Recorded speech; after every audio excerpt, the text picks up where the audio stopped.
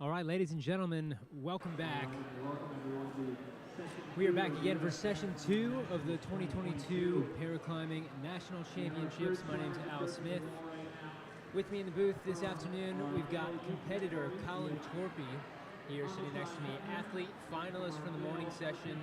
You've competed in multiple paraclimbing World Cups, World Championships over the last few years, and we're just excited to have you here.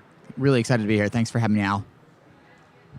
What's it like in this competitive world? Man, take it back to 2014, the first Paraclimbing Nationals. It was in my hometown of Atlanta.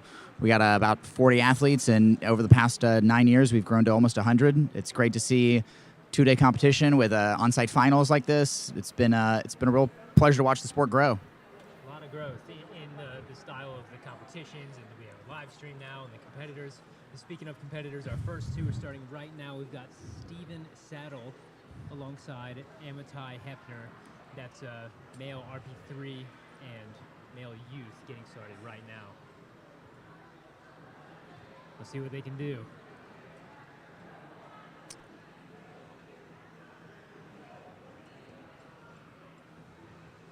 So we got Stephen working through the low section of the men's RP3 route on the left there. Making quick work of it. Doing a fantastic job, taking a nice little break there.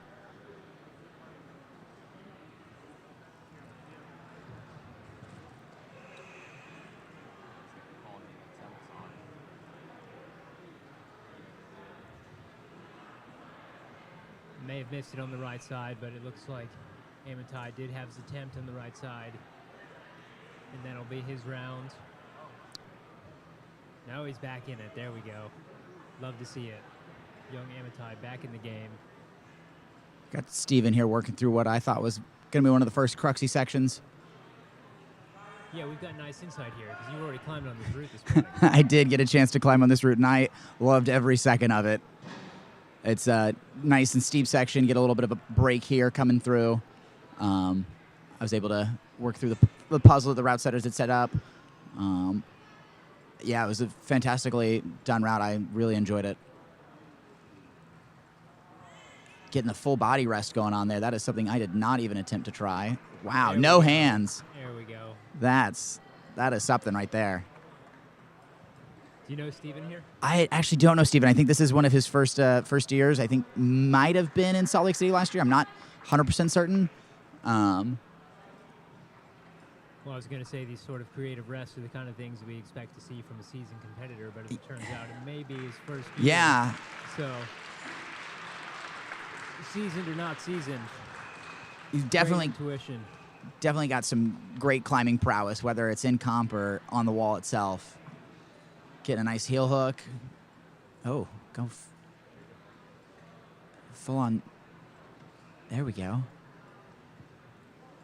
These yellow holds, I've seen them pop up in my home gym a few times. It's a weird hold. They're quite bad at right where the bolt hole is. Yeah, terrible. They really are. The nice thing on that left hand that he's got there is it's jibbed. There's another hold screwed on there, so it's got a little bit more grip to it. Oh wow, going into like the head smear on the rest there. Stephen Saddle making good use of that ledge there just to kind of catch his breath and compose himself. Absolutely in the zone right there.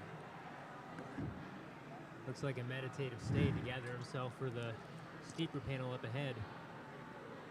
We talked about this next panel a fair amount. It's hard to see on the camera here. It's quite steep at that piece of the wall. Yeah, I completely just kind of grit it and go when I got into that section.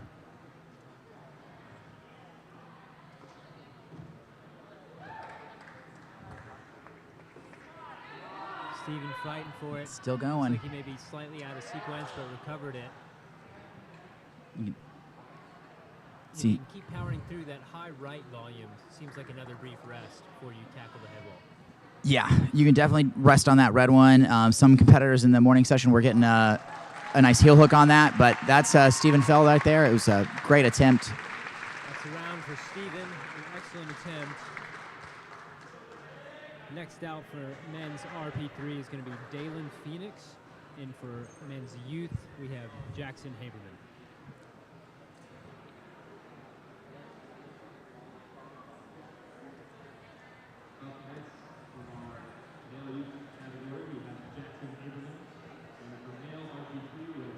we've had a lot of great representation here in the booth. We've got competitors, ex-competitors, and people that are otherwise involved in the paraclimbing organization over the years. And shortly, we're going to have setter Noel Heckel join us in the booth and give us even more insight into what setting for these paraclimbing events is like and what goes into the balanced equation that is route setting. So another exciting thing to look forward to. For now, we've got Dalen and Jackson about to kick things off. Yeah, and Dalen is a second-year competitor. He met him last year in Salt Lake City. He actually has a bilateral club foot, which is the condition that I was born with. So limited range and function of both ankles for him. So it'll be interesting to see how he kind of traverses through those heel hooks that a lot of other competitors have used on that route. Well, we will see soon enough. There he goes, setting off.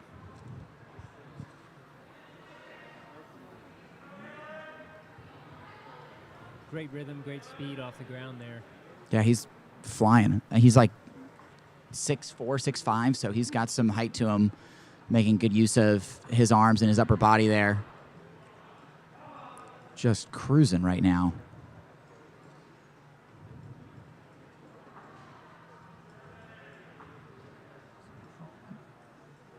Looking. Young Jackson on the right side, making his way up as well.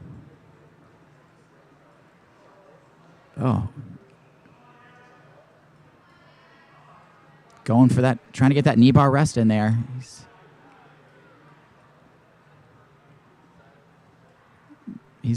I love this triple or quad stack of volumes there. Looks like 3 of them stacked out. That's a really cool feature.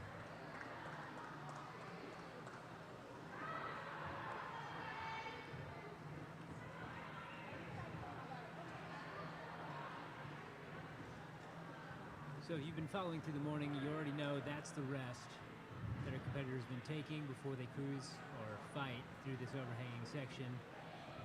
Cop one more rest before they tackle the head wall. Oh, another competitor. Good use of that ledge there. That mask is coming off. We're getting serious.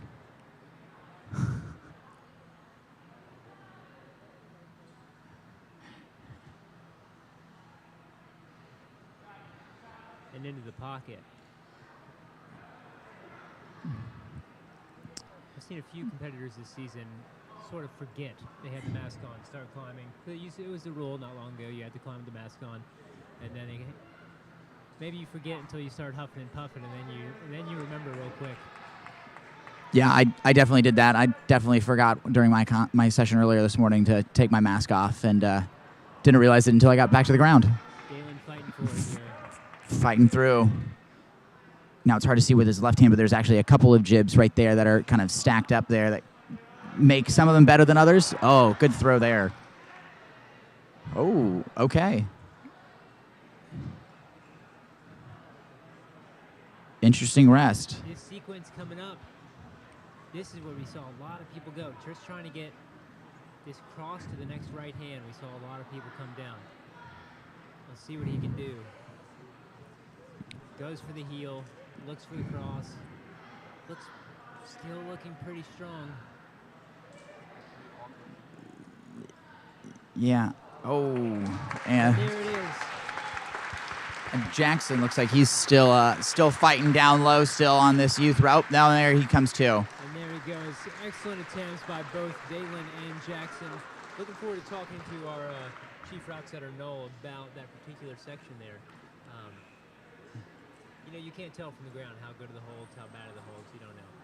You know, you went up there. I don't know. Honestly, I was up there and I was so tired. I don't really remember. It was a tough sequence to get through there and fight through that. That's kind of been the stopper section for the morning session so far. So. And it can be hard to remember the details on the onside guard. For sure. It's pretty quick. Next out, getting set up right now, we've got Jared Lenahan and Elliot Hugh. Or who? Yeah, and Jared I've actually known for quite a few years. Jared's been on the team for, I think, 2018, 2019. We did He's back competed in Innsbruck World Championships in 2018, and then I believe he was at Briançon in 2019. Super strong climber in the RP3 category. Former corpsman, I believe, from the in the Navy.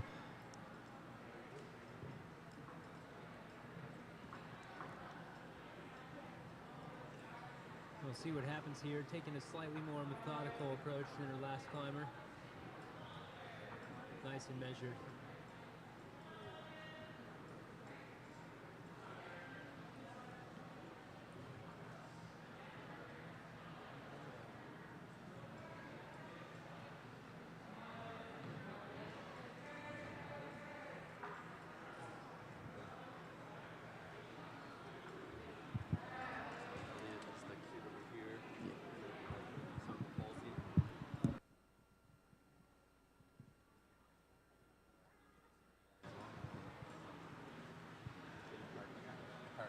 Yeah. Jared looking strong so far. See how he manages this rest here. This seems like a make or break moment, or I shouldn't call it that, but if you find out the perfect rest, it makes a huge difference. Oh, It looks for like sure. It'd be easy to blow past it without really finding the perfect rest, like Jared is. I mean, he may still be fine in the end, but man, that's a rest that I would want. Similar section where Dalen abandoned his mask, so you know it's getting serious.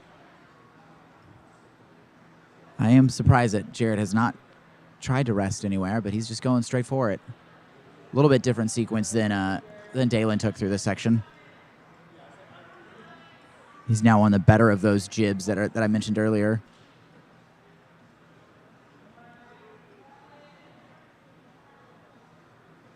Looking Quite fine at the moment. Yes, looking really strong.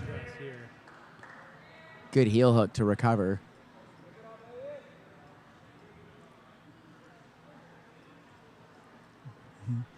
It's a great angle on the wall right now. Yeah. Better perspective on these holds. Getting the crowd into it. Yeah, Jared getting a little extra love from the crowd, which we always love. Elliott is down on the right side after a great attempt. Jared did not like the heel hook. This section is devious. Oh, nope, going back to it. The heel hook's got to be the way. Hoping he can bring that left foot up a little bit to gain some height.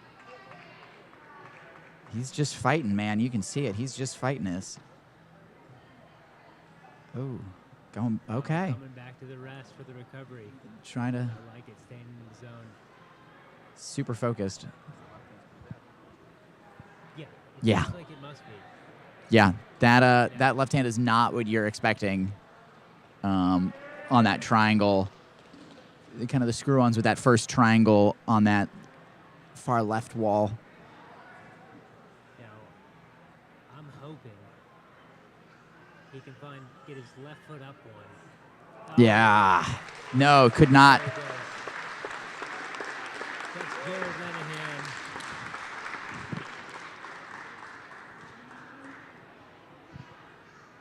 Andrew, you mind if I get Noah over here?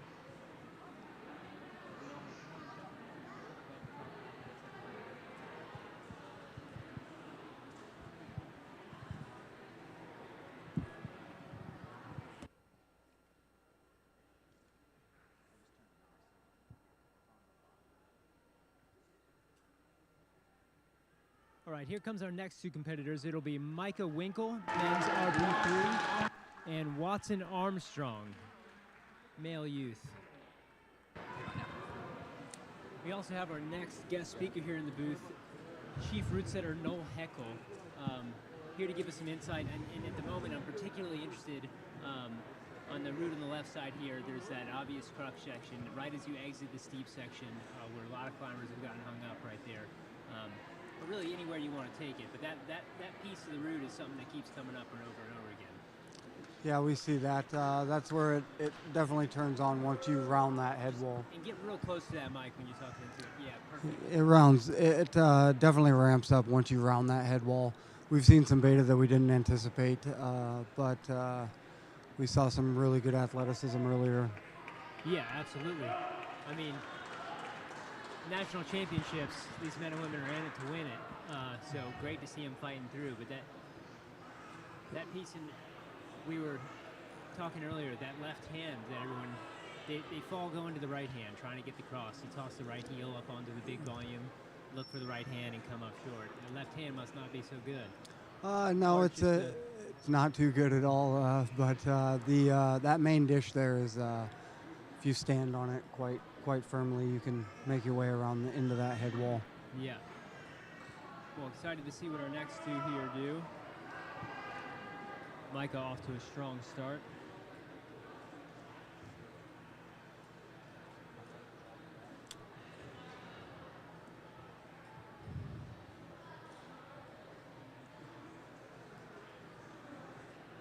Micah and Watson both looking pretty competitive, or confident. Yeah, Watson is absolutely killing it right now. He was a fighter yesterday during the So much fun watching yesterday. qualities. So Micah, before joining Paraclimbing, was a youth competitor as well. So he's got some competitive experience in the SAC. See another great use of that rest over here on the left side. Micah Winkle.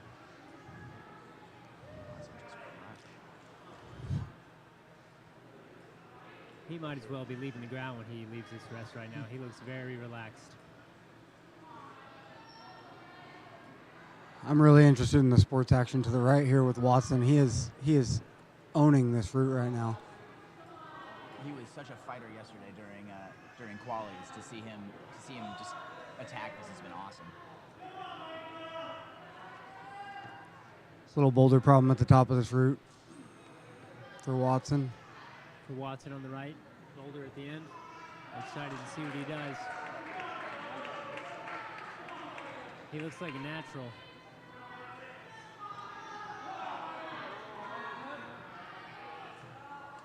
Whole crowd behind both of these competitors right now.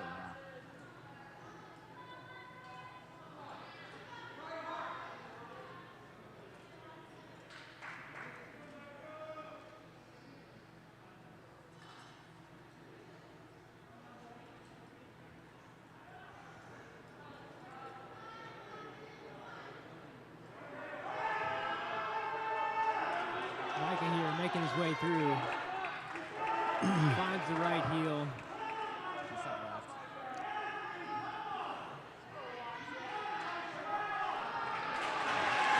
There you go. Shaking things up here with Ricky Beta. Huge attempt by Watson Armstrong to the right, but he came down. Micah Winkle right now fighting his way through, looking for that top. Crowd lighting up in here. So he finds a quick moment to shake.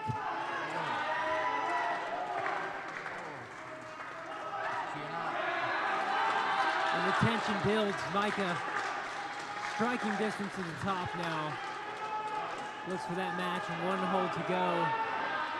Oh! Doesn't quite find it, but an amazing performance. Michael Winkle really showing up today. Men's RP3, making it all the way to the finish hold, but not quite gaining it. And that's how you execute that part of the head wall. Yeah. No, what else can you tell us about the routes? About what goes into setting these competitions, paraclimbing? We approach it the same way we approach any other competition with the route setting and everything. It's pretty much the same process. We set a route and then, make sure it's take into considerations the athletes that we're setting for and adjust it appropriately, hopefully. Right. Good setting, good forerunning, just like you always do. Same process. Yeah. Of course. Well, we appreciate you and obviously the work Yeah, thank you. you and your crew does and all the setters is it's an understatement to say that it's an important piece of the puzzle. It's like the puzzle. It is the puzzle. Yeah.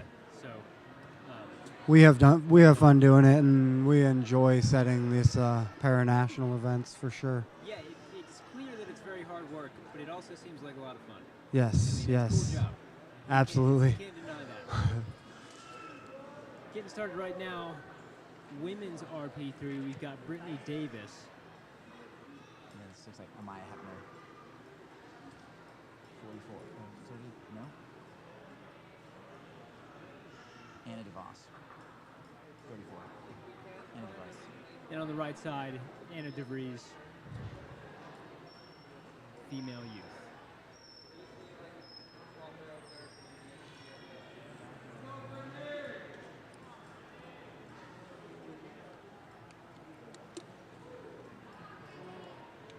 If you have points, you just want to jump back in, just ask for Mike. Okay. Like if there's something up. Yeah.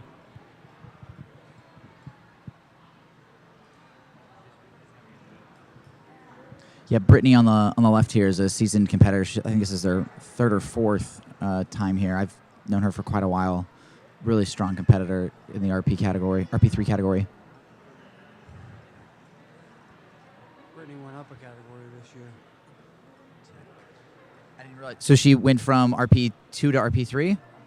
Oh, I did not realize that. She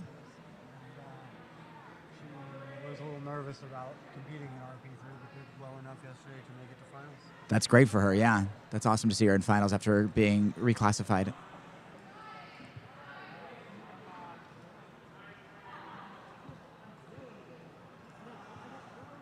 Both these ladies bringing the energy today.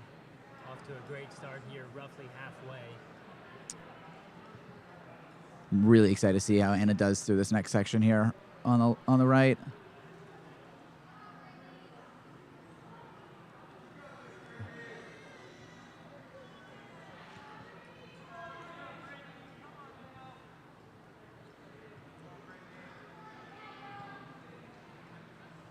Brittany making her way through on the left side. Hopefully she finds a little bit of a rest here, but it looks like she may just power straight through.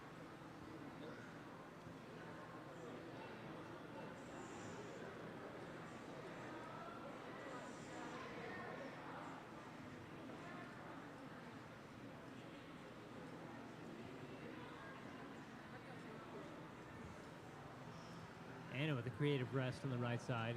Really digging that rest. Fairly stretched out there.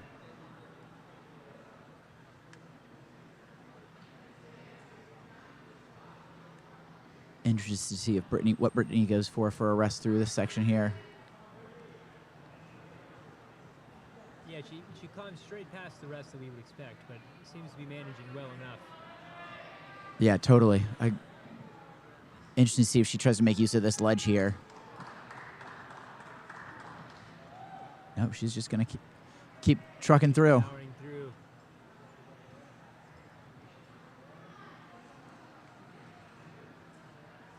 Oh, good burn there for Brittany. Brittany Davis fighting for it, they're coming down. Anna still hanging in there. Oh, Started the chicken wing a little bit on that right arm. it's so awesome to see some of these youth competitors and how strong they are, and like just nice to see the next generation of paraclimbers that are still digging the sport. It's amazing the things that happen for competitors that start young. It's the things, they get so good, so fast, and certain skills that were introduced to many of us much later in our career, they enter, that's the standard when they started.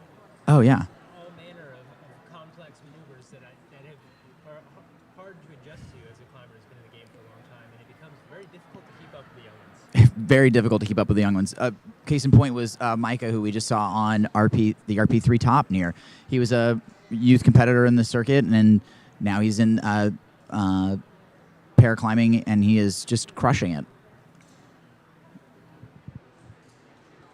Next out, we're going to have Eliana Walek, women's RP3.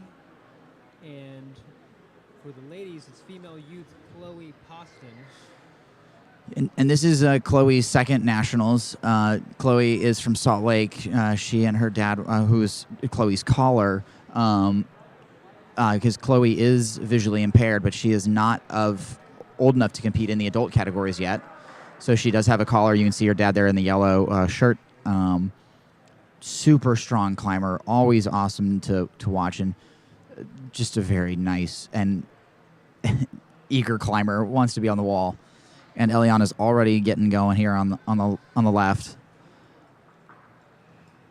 And a quick note before we get too much deeper into the action with these two climbers in the youth category.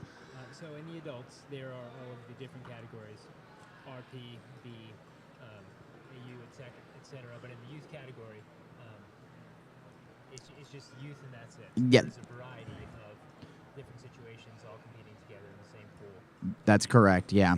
Everyone in youth is just kind of put in there until they reach that age of 16, I believe, to be able to compete internationally at World Cups and World Championships. Chloe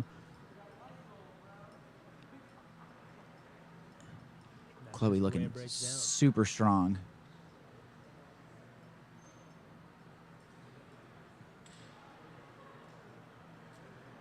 Eliana taking her time, resting low, and methodical climber.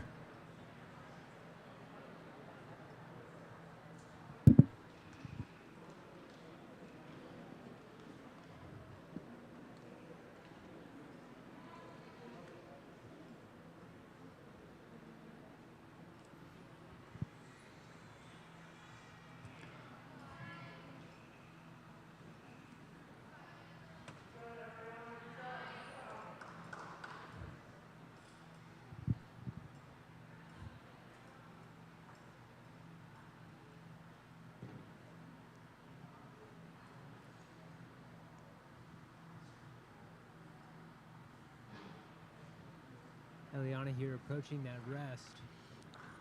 Interested to see how she's going to take it. Yep, she is going to go and kind of sit down and shake out. That's just great. I know we all would love to see a top of both of these routes right now.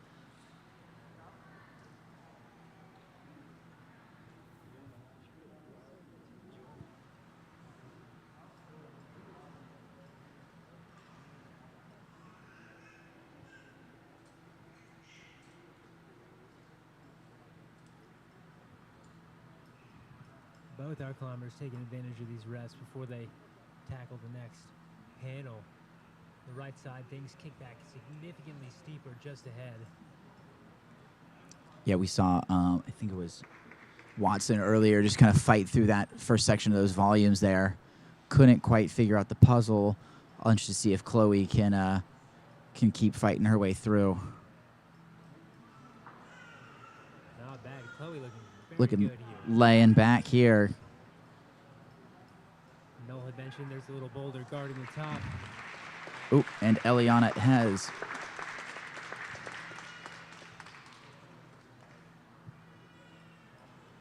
Chloe just kind of calm right now. This looks like it may be our little boulder here.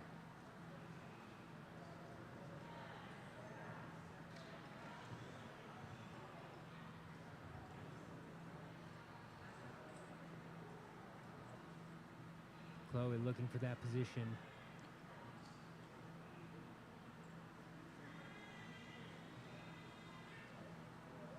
Nope.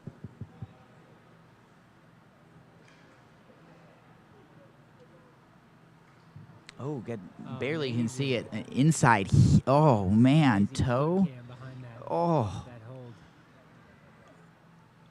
There she goes. She's making her way. Oh. Chloe Poston so strong here. Can't quite decide how to make her way through.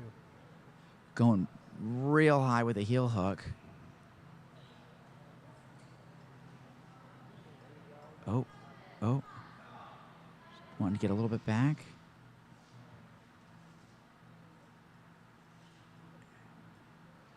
She just doesn't seem to like that right hand. Just the amount of time she's able to lock off. Oh.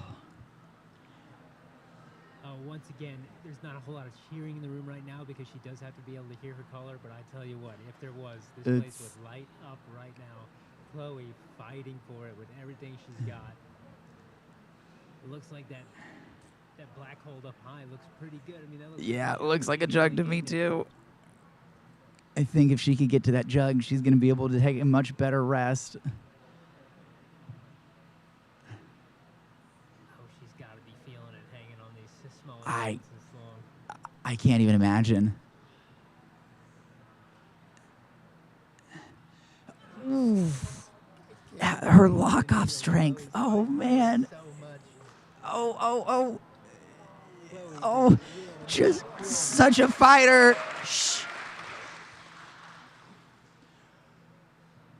Oh, man. Way to fight. And the tension finally releases. God. It's Chloe Poston, ladies and gentlemen.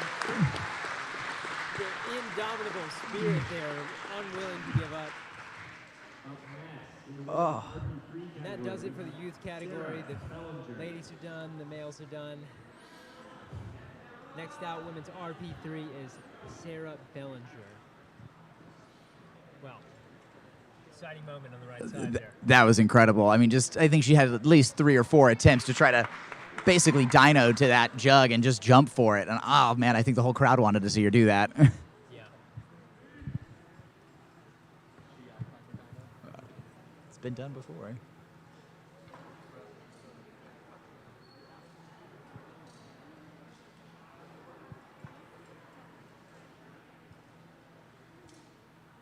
So we'll have 3 more climbers in the women's RP3 category. We've got Sarah Bellinger, Madison Todt. Lastly, it'll be Nat Burrell.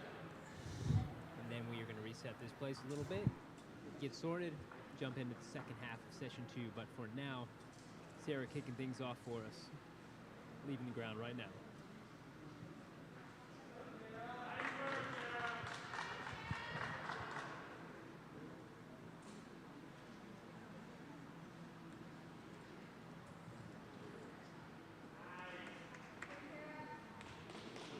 Same for you if you want to add anything, just ask, you know what I'm saying? It's not a great way to manage it.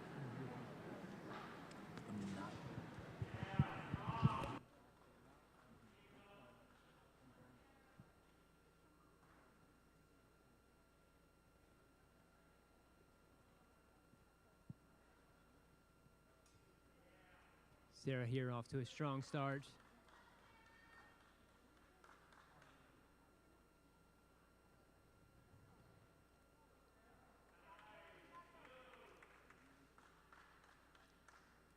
Sarah looking very composed here, getting that early rest.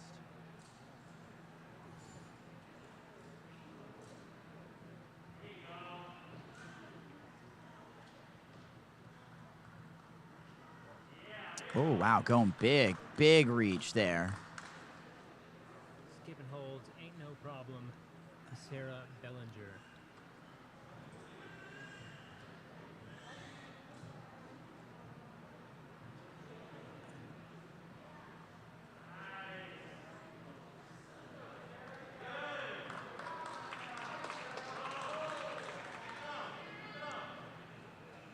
So it's hard to see from the live stream, but Sarah did tell us earlier that her right hand that she's shaking out there has webbing connection, and she can't separate all of her fingers. And then on the other hand, on her right side, or excuse me, her left side, she is missing multiple fingers on there. So that does make grabbing some of those sloper holds very difficult for her.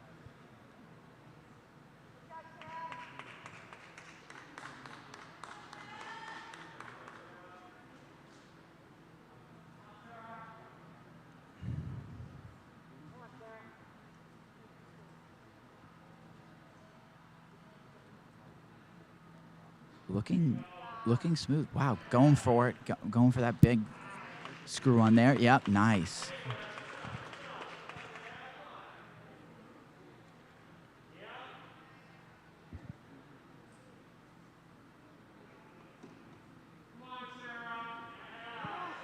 Sarah looking so strong here. Yeah, super strong. She goes. Yep. Wow, just friction, just pure friction on. Oh, No, just seemed to miss that. wow. That's the way it goes. just pure friction holding on to that for a second. That was impressive. Huge fight by Sarah. Madison's a second-year competitor. She first competed last year in Salt Lake City.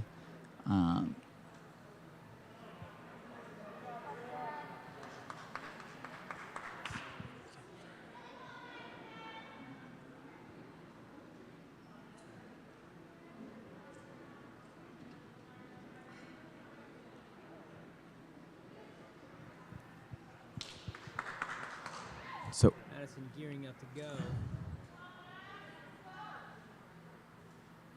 it'll be interesting to see because Madison it's all her right side is affected on this one. So she's missing all of her fingers on her right hand. So it'll be interesting to see the difference in climbing style between her and Sarah.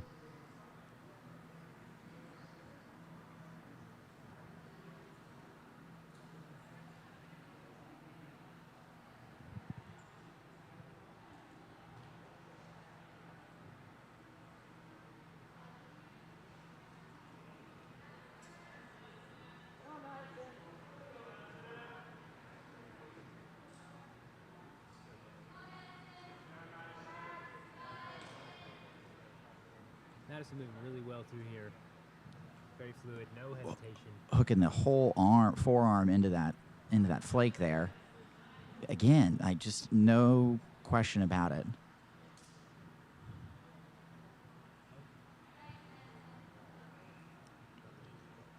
Great heel hook there off the corner of that volume. You know, I don't know how long she's been climbing, but in my experience, something happens with time. Like there can be a tendency when things feel bad, you slow down. When a climber who knows what they're doing speeds up. Yeah. That hole, they feel bad, they feel insecure, get out of there. And you see that a lot. Just because these climbers are moving quickly doesn't mean that the terrain they're moving through is easy. 100%, yeah. Just no fear getting that right arm up there, right limb.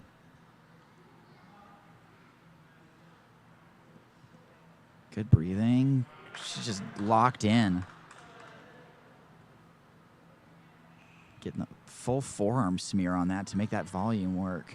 Oh.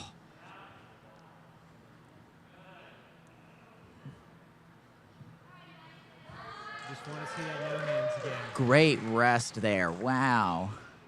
A little bit different, but still resting on those 3 volumes that we talked about earlier.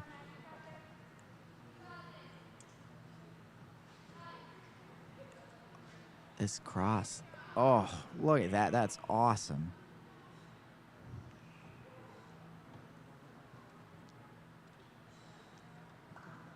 She's in the zone. And the people know it. I love to see it. Crowd's getting into it.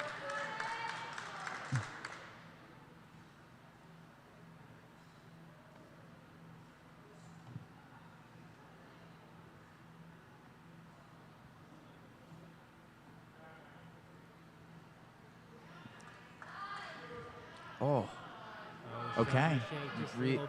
Reloads.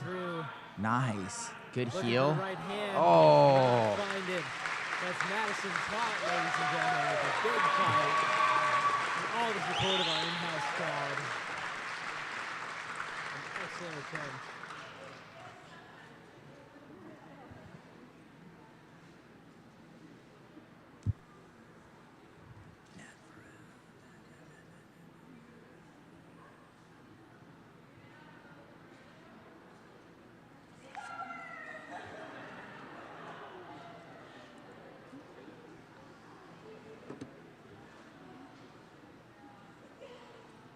Our last competitor in women's RP3 is Nat Borel.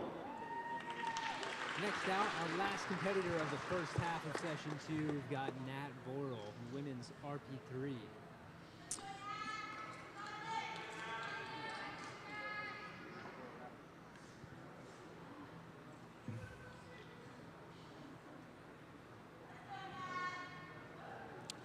Nat's been climbing for about 5 years, but had an accident about 1.5 years ago.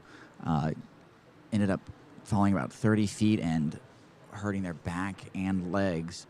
But is a strong climber out of Oklahoma City, first-time competitor here at Paranationals. Excited to see what she can do on this climb. Matt is moving. We talked about climbing with speed. He's certainly doing it right now. Looking to fight that pump.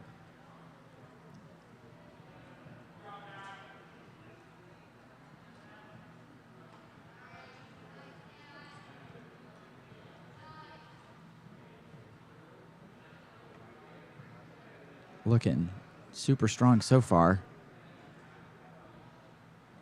And if I'm reading our running order correctly, she's coming into finals qualified in the first place position. So this kind of confident climbing is what you'd expect for someone that is seated in the first place position. For sure, yeah.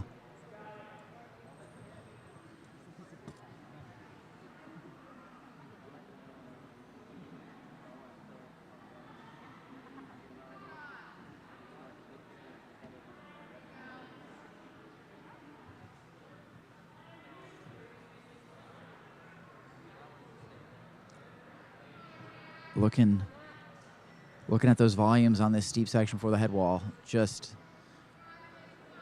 oh, going for the heel hook. Okay, cruising. Left cross. Oh. Finds her way through with a little head snap.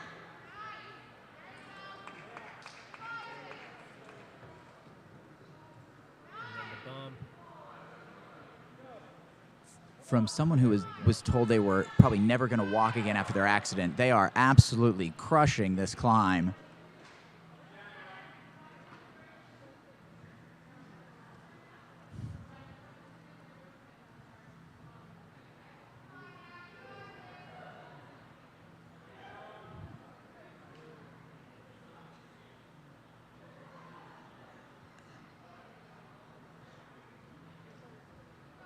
Oh, trying the heel.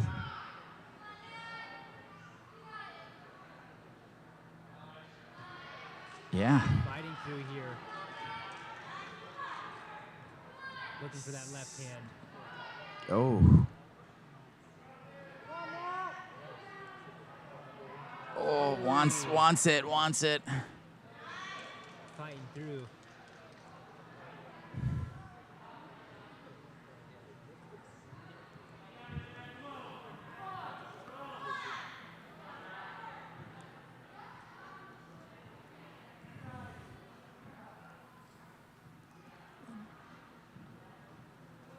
Goes again. Yeah, trying for it. Yep. Finds it. And finds the right hand as well. Oh, backs off the right hand. Wow, was not expecting that. Oh, fires again. Tight now, Nat. Oh. In the end. Wow.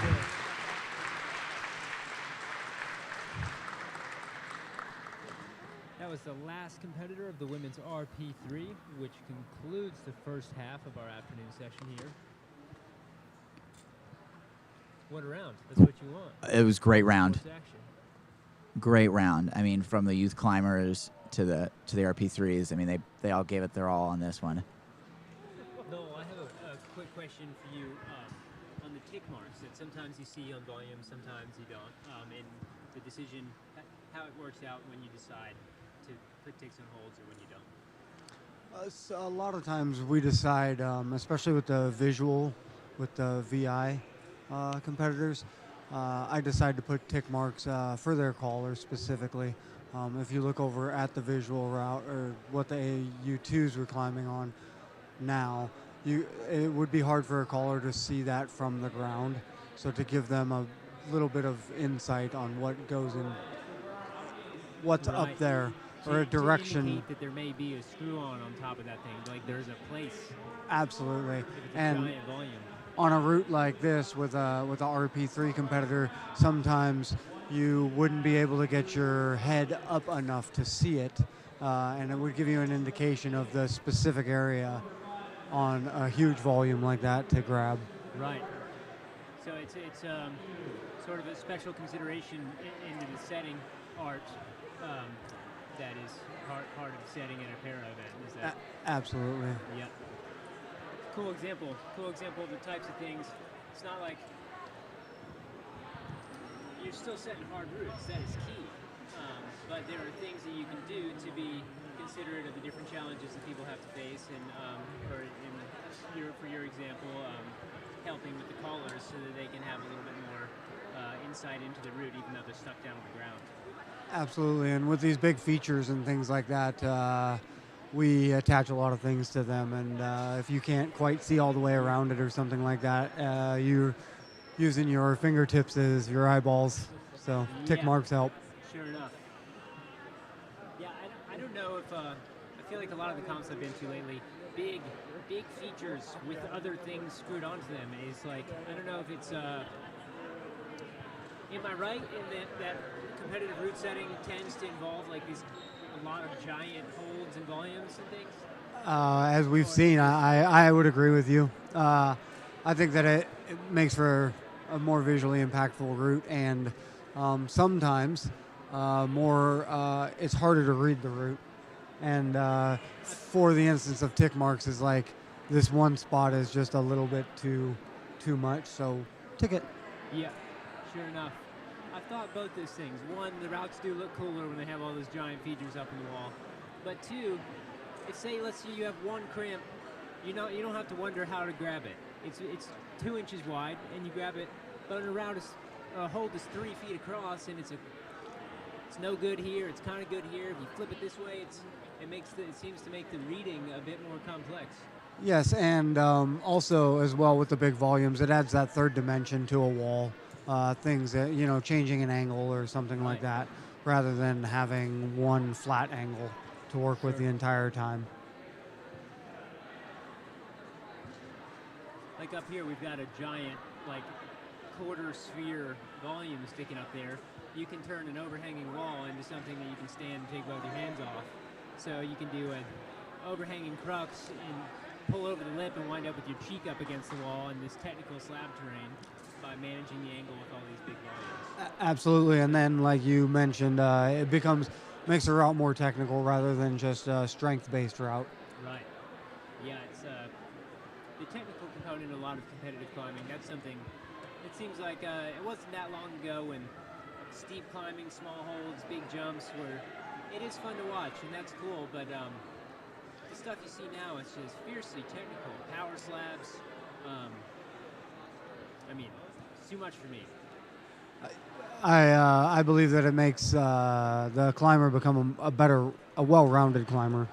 It seems to be true. It's like you can't get away with just being just strong anymore. Because a lot of times doesn't matter if you're strong, there's nothing to hold on to. Absolutely. Well, thank you so much for that insight and a little bit more into your world of route setting. We're getting set up right now in venue. We're switching things around. Our crowd is moving. We're switching to the other side of the wall. We're going to be jumping into men's AU2. Yep. Correct me if I'm wrong. It's amputee upper. Yep. Right? Men's upper extremity amputee. So these are men who are missing below the elbow on one side. And alongside them will be men's RP2, which, as we discussed this morning, that's range and power, a wide category, which captures many things, but gearing up. Wide category for sure, but it's going to be a little bit more severe in their affection and what happens to them than we saw on RP3, which is kind of the lesser disabled, lesser impacted or impaired, competitors that we saw just a moment ago. And if we didn't quite mention it this morning, in each of these categories, let's use RP, for instance. Men's RP, and then there's a number. It's either 1, 2, or 3. Men's RP1 is the most severe. Men's RP2, a step down in severity, and then RP3. And those are the 3 categories that there is for each of these subcategories of paraclimbing. And it basically comes down to how many limbs are affected by their condition, whether it's all 4, could be 3, could be 2, it could be one full side, it could be their entire left side, it could be their entire right side. It just depends on what condition they have and how it affects their climbing. And there's a whole classification that goes on behind it. Before the comp, you're here a day or two before to get classified, have like all your medical documentation and different things like that. So it's important that everybody's on a level playing field, and it's a science, and it's very interesting to be able to watch. I've been interested to see how these RP2 climbers take on this right route here. Yeah, me as well. Still hoping for that top today. We've been so close a few times. Coming into the last session of the day, the second half of session 2, this is going to be the last chance we've got. Men and women upper amputee 2, as well as men and women RP2. So we will see what happens. Kicking us off right now, we've got James Fountain and Lorenz Capili. So, James, or Jimmy, as he likes to call himself, Jimmy Fontaine, was congenitally born missing his left hand there. In my experience, as a lower extremity amputee, a lot of the upper extremity amputees that I know that are climbers are all congenitally born, just due to the way that they're able to bear weight and push in through their affected and missing side. Someone who's a traumatic amputee can sometimes have more sensitive and not be able to kind of bear in and kind of bend the small elbow that we can kind of see there on the left side of the screen.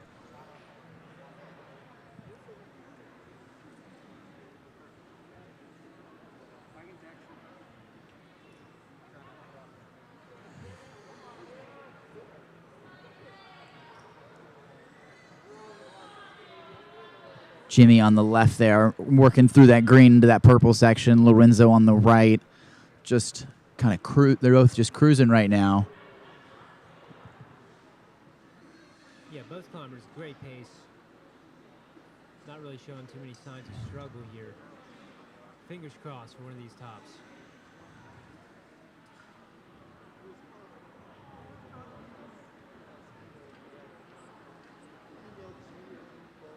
So this is Jimmy's first Paranationals, and this is Lorenzo's third.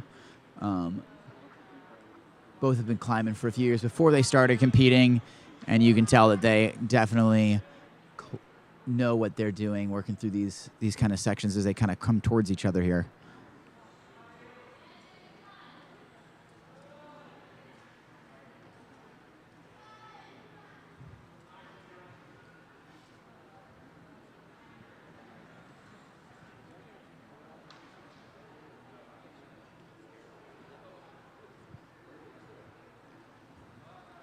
Oh, and there goes Jimmy. Good effort there. So strong, but a slip and you're out.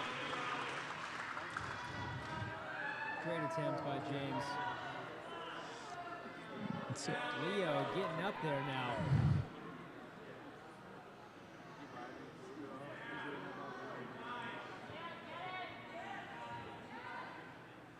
Leo looking super strong on those. Looks like a great hold coming, followed by what seems to be a bit of a tricky section.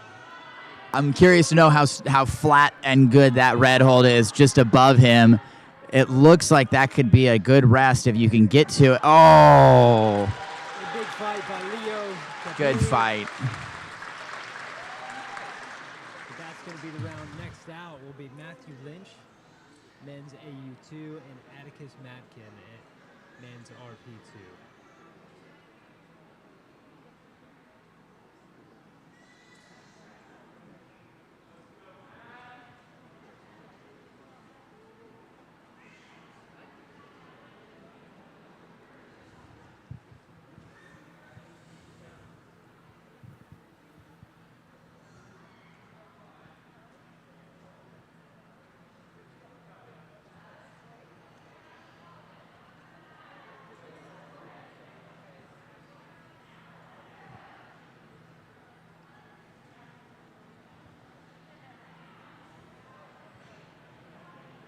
Here they come. Here they come, leaving ISO right now. AU2, we have Matthew Lynch. Men's RP2, we have Atticus Martin.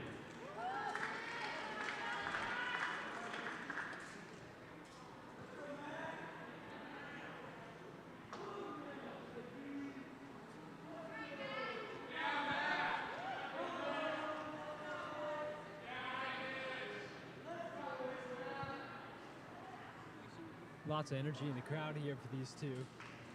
Love it. Absolutely love the energy that this crowd is bringing to the gym today. Atticus jumping straight on the wall, getting going.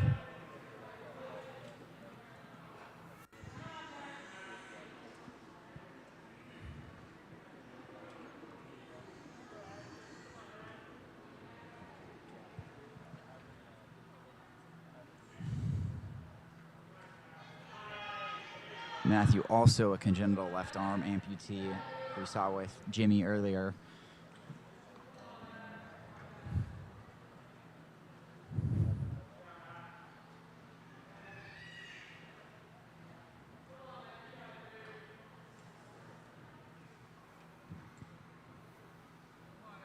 Both these gentlemen working their way up nice and methodically, looking confident. Exactly what we'd hope to see. Going through those, Atticus going through those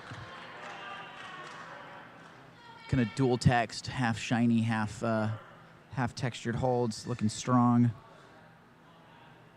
Just cruising right now.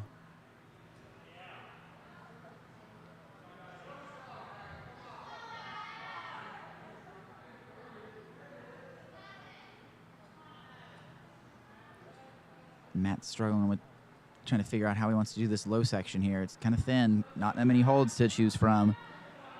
Oh, getting a little rest there, or getting a little shake, excuse me.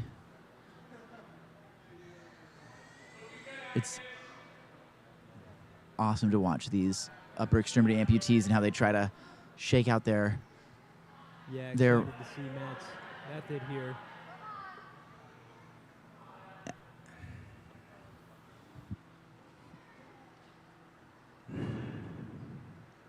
Atticus Right side, Atticus is way up. crushing, getting almost to where Leo was just a second ago. See how he can traverse through these kind of dished out holds. I never like climbing on these personally, but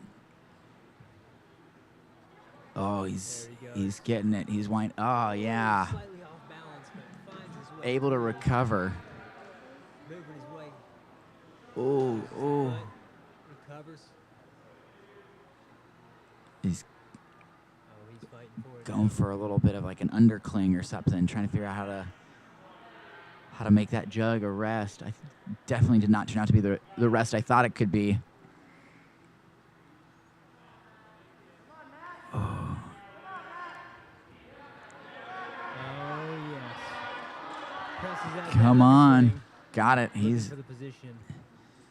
oh, Atticus looking strong through that.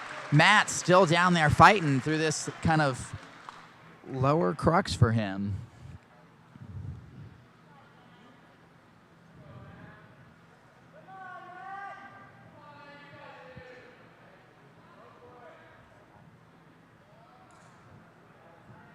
Whole crowd now behind Matt, out there all alone, trying to find his way through. He is looking for anything other than that little green hold on that corner of that pink volume. Oh, oh, oh. He's going to just, is he just going to go for it? Yeah, he's going for it. Crowd goes crazy.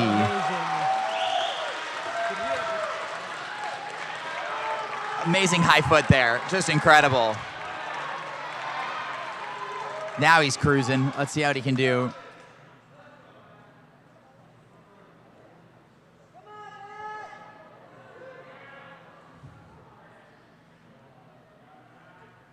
I don't know that I know how he did that. Was his left arm on anything? I don't know what he honestly did with his left arm. He got a high foot, drop a high perch, and then just kind of slowly stood and got that right hand onto that bigger hole that was above it. Maybe pushed a little bit of counter pressure up there, like from underneath, like undercling almost, but that was amazing to see. Wow, the momentum that he gained following that section. Oh, just cruising this next through here. He's got to be feeling it, though, after his taking such a rest there. Hoping for another exciting sequence here as he works this out. Yeah, there.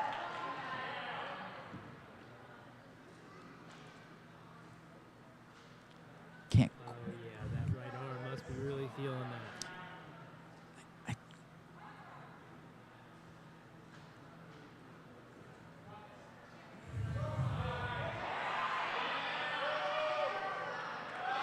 No crowd behind him. Matt finds his way through. You can tell that this is not his. He is definitely an experienced climber. He's been to quite a few of these Paranationals now. Oh, Not good. That's the round for Matt Lynch. Big fight, big support from our in-house crowd.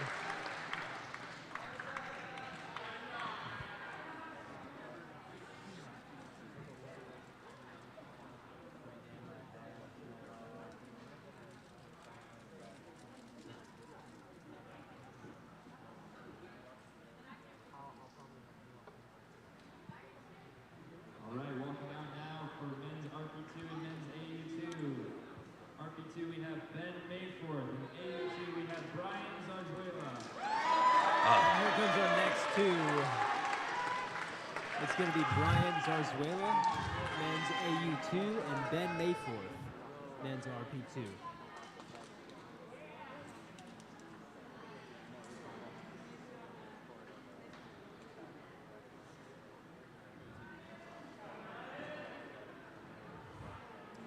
yeah. So this is, I think, Brian's second or third year competing. He competed at the LA World Cup last year on the left, getting going, and then Ben Mayforth on the right, seasoned international climber. He's been at, I think, 3 world championships, starting at Innsbruck in 2018. Most recently, I went to Russia in 2020 for that world championships last year, 2021, excuse me. I remember Ben from last year. He's a strong boy. Super strong climber, loves overhangs. Recently got into finding his footwork.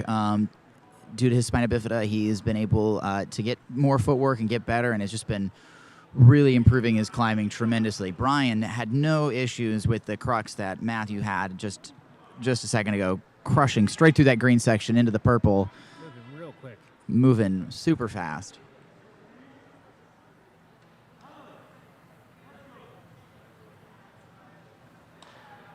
Brian into those yellow kind of ledges. Ooh, getting some good compression almost.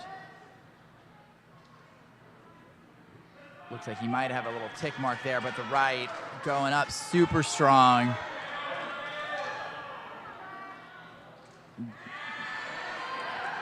Ben taking a little bit more methodical approach on the right there, climbing a little slow. Brian is just flying up this route right now.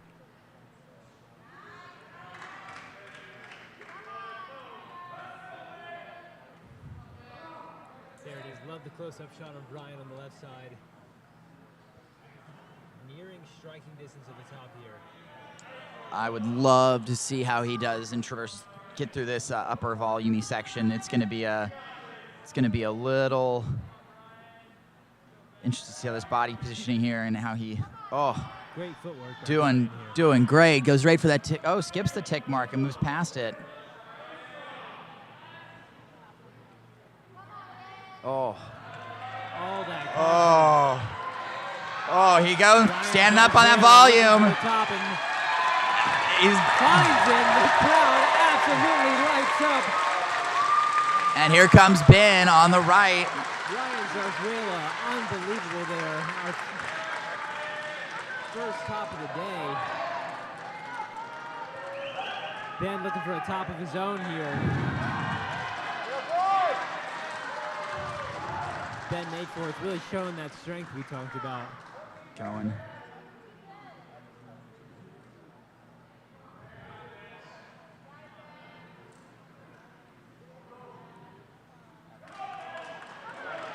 There he goes. Going for those tiny crimps there. Looks for the feet. He's got the ledge to stand up Yeah. on. Oh, Ben Mayforth so strong. looking. Gearing up for our second top of the day. 2 holds to go. Finds the left. Gets Whole the crowd right. lights up. Ben looks Square it for up. Saves it. Finds the top of the right. Yeah, looking super strong there. Wild. 2 tops back to back. Gotta love it. 2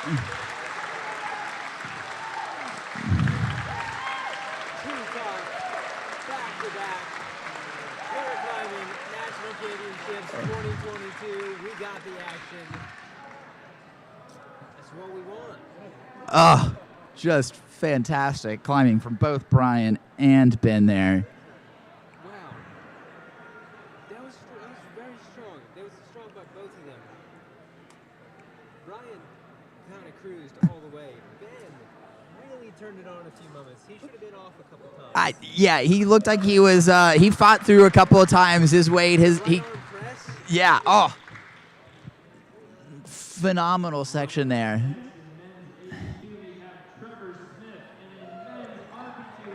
Well, let's see if we can get some more. Next out's going to be Trevor Smith, men's AU2, and Dennis Connors, men's RP2.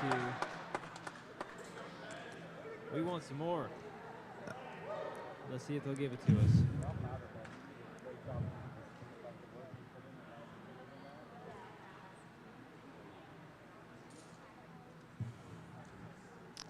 So Trevor on the left here is opposite side of Brian and all of the other competitors that we've had. So I'll be interested to see how this works for him and if they're able to, any difference in their climbing style and their approach.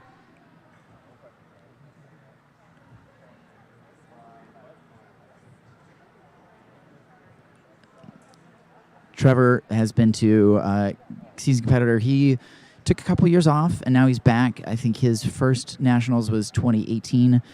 Went to Innsbruck and then Briansong in 2019, and then after 2020 into the pandemic, he took some time off. Started college. He's at CU Boulder on the up in the Buffaloes there with his jersey, moving right through that green section into the purple. Dennis on the right here. I believe this is they're a new climber here to the circuit, moving super methodically through that section there.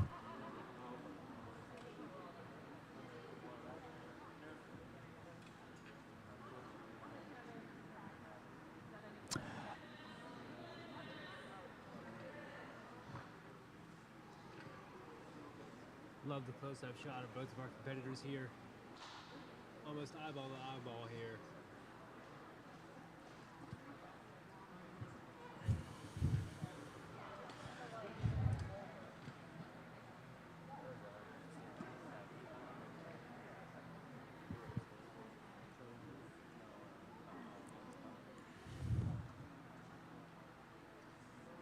Neither climber seems to be phased whatsoever. Quick shakes. So looking just super strong for both of these climbers. It's impressive to watch.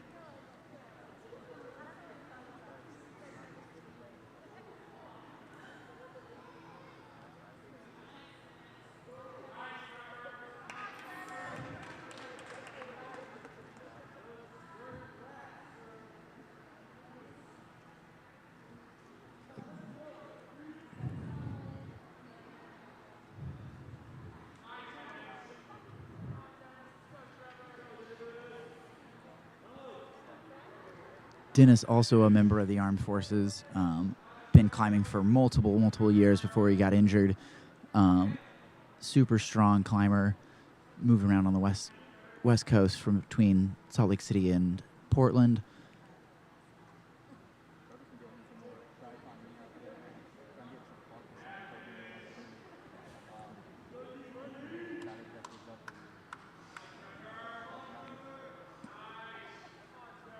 Trevor looking super strong through here.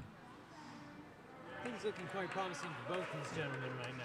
Oh, and Dennis making use of that rest that I thought other competitors might, but he just has the length that not everyone else had, so he's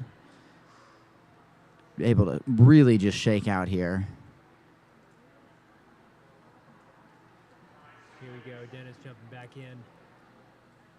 Looks for the cross. Oh, wow. Finds it. Awesome beta there. Incredible beta there. Those crimps do not look that big. Striking distance to the top. You hear that ripple of energy going Oh. through the crowd. We're going to see more tops again. That balance. Look at that balance from Trevor. Connors finds it. Dennis Left and side. Trevor. Trevor's Oh. looking for it. Judges, he's can't. Oh, can't. Oh, I don't know what the judges are going to give Trevor on that one. He had a finger on it. Amazing performance either way by both these gentlemen. Trevor Smith, Dennis Connors. Things are heating up in here. And that does it. Trevor Smith coming into the finals, seated in the first place position. That means he is our last competitor for men's AU2, and we're moving on to women's AU2 with Helena Grace Miller.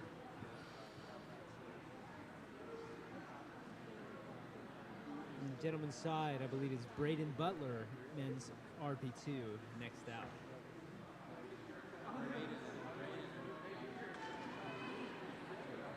All right. And on the right now, And there he is. men's RP2 under Braden Butler, and on the left, our first women's A2, Grace Miller.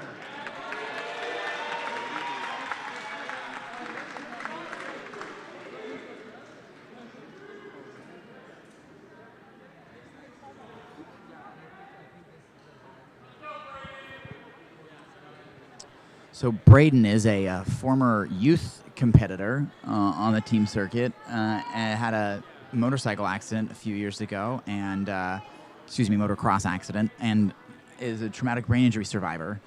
So interested to see how he kind of tackles this from his youth experience. Grace is a Paralympic skier. She just got back from Beijing recently, and this is her first Paraclimbing Nationals as well. Making it into finals. Great showing for both of these climbers.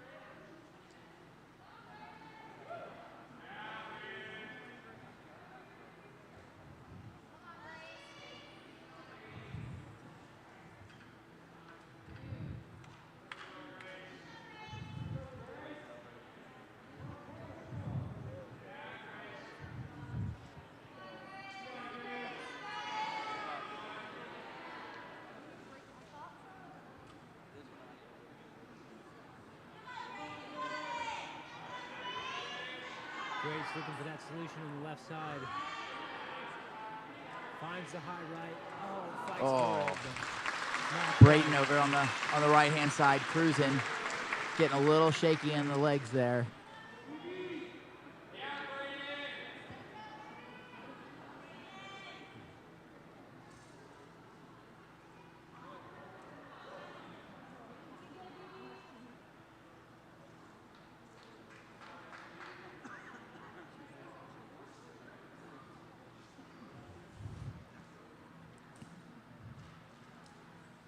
Looking calmer now that he's through that one section.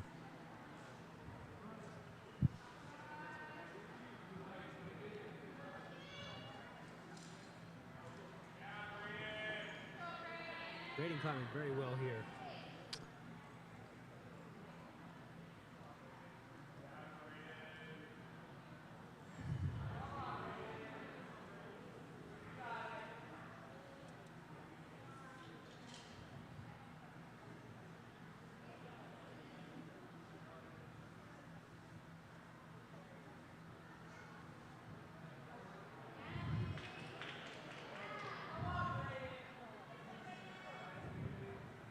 Oh, there he goes with the sneaky toe hook on the That right was side. a beautiful toe hook.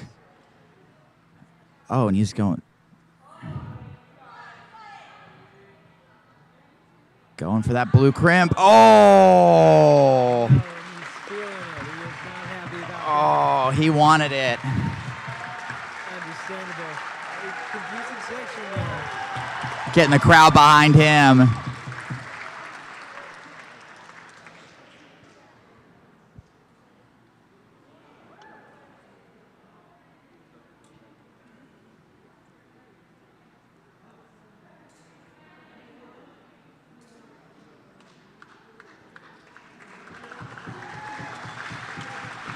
effort by both Braden Butler and Grace Miller.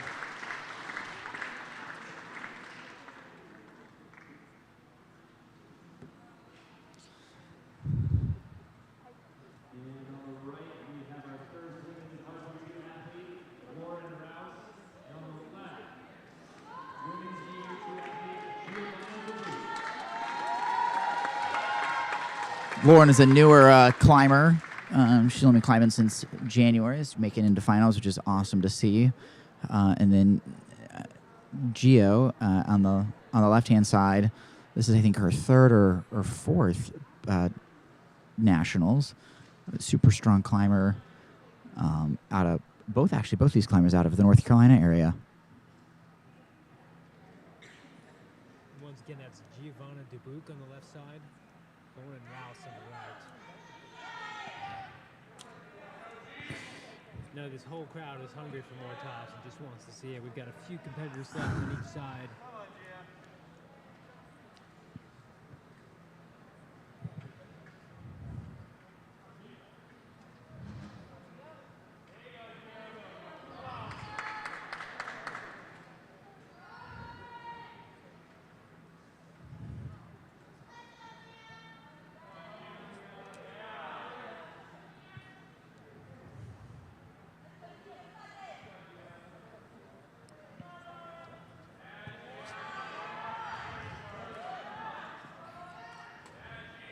Ooh, getting that right arm match up to that hold. That's impressive. Trying to rock up and over onto it. Oh, big rock over there.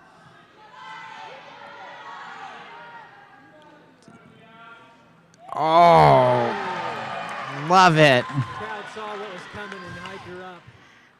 It did the trick. The crowd is into it today.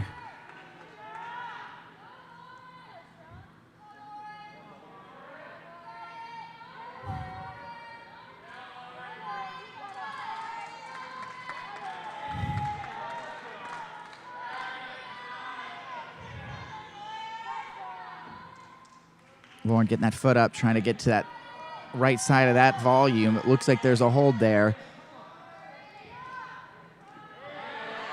Gio getting a drop knee there almost. Oh, Lauren fell.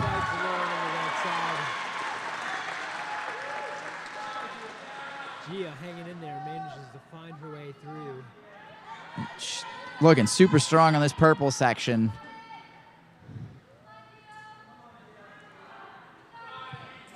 Oh, that again, with the dynamic moves, Gia gets up.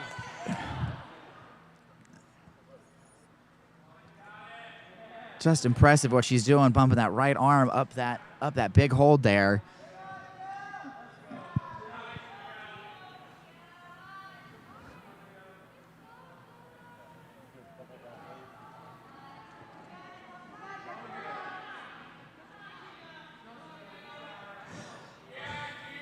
Oh, there she goes again.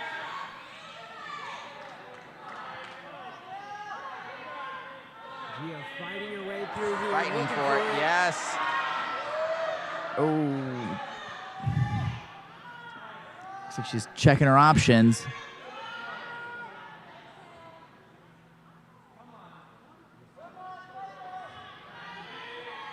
Gia digging deep here. Oh.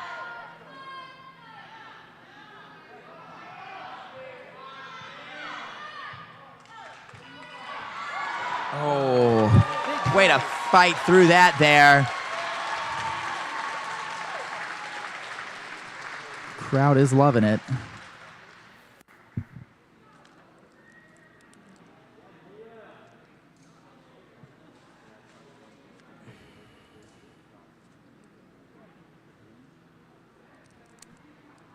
Getting close to the end, ladies and gentlemen. Next out's going to be Eleanor Rubin and Caroline Winstel. Eleanor in women's AU2, Caroline women's RP2. This is Eleanor's first competition. She is from the Birmingham area, which is awesome to have the hometown crowd in here getting loud for her. And then Caroline, this is her second paraclimbing nationals from the Lexington, Kentucky area, I believe. You, as someone who's been able to go to so many of these paraclimbing nationals, you meet so many people, you forget where everyone is from.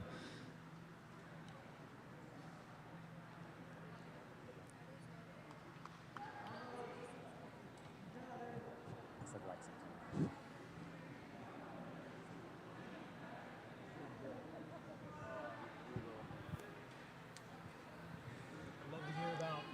You've been competing here for a long time. So many of the other people here have been as well. And you just know them all. Yeah. You know each other. That's cool. And it's just a family. I mean, there have been years where like I haven't had a chance to really train, haven't really had a chance to, you know, put my effort into climbing, but I keep coming back every year because it's a big family, and it's great to see these people that I have friends with. I mean, there's just everyone's positive energy. It's just everyone's psyched to be here and climb and compete.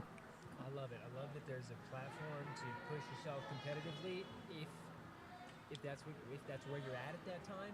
But even if you're not, you're gonna come. Oh yeah. You're gonna come. It's not to be missed. Oh, it's not to be missed. This is an event. I hope to never miss one of these. I love this event. I love everything that USA Climbing is doing to grow this sport, and what we've been able to see in terms of different competitors. Like, just the numbers and the sheer people that come through it. It's been fantastic. These competitors here, like, just making quick work through their low sections. Excited to see what comes next.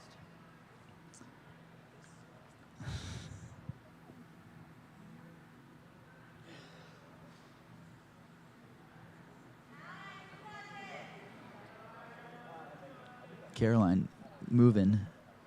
So composed. So composed, just smooth, just even tempo. Ooh.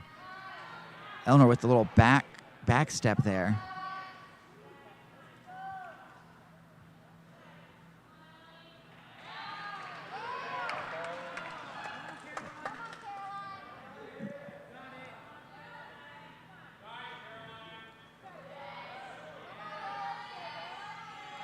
Caroline looking super strong through that big move up there. Ellie getting to the spot where Giovanni tried to make some interesting beta, being the opposite side there. Big effort by Caroline Winster. Great effort by Caroline. Let's see what Ellie can do with that. Oh. With the right hand, goes out for it. Oh, that left. Wow. Fighting through here.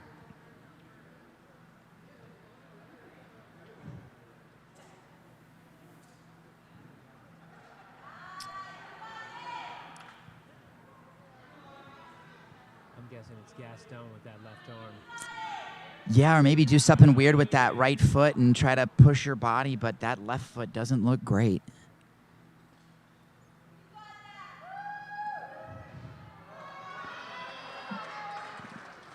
Crowd really behind the hometown favorite right now.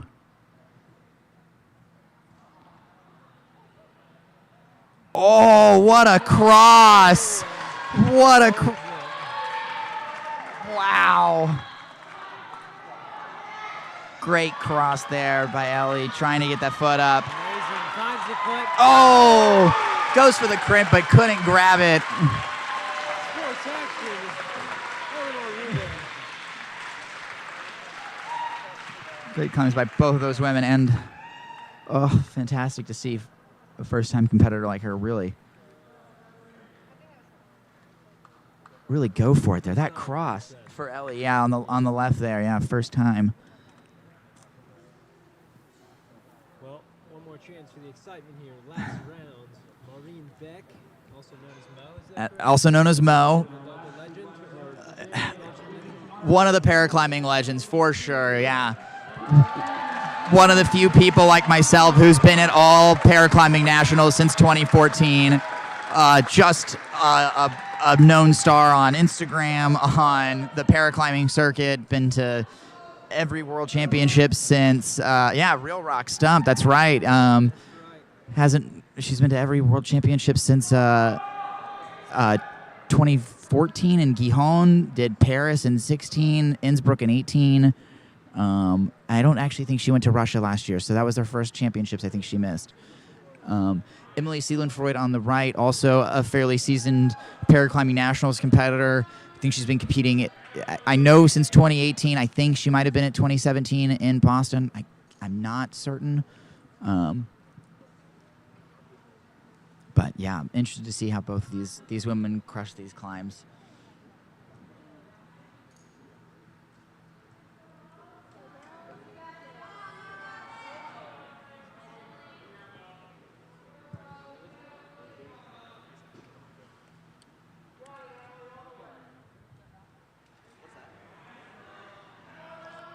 Good use of body positioning by Mo there on the left.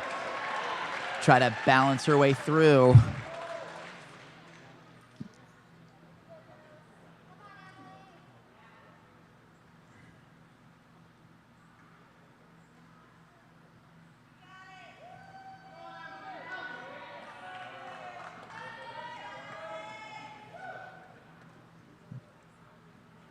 Emily looking super strong, super smooth on the right there. Just having fun, it looks like.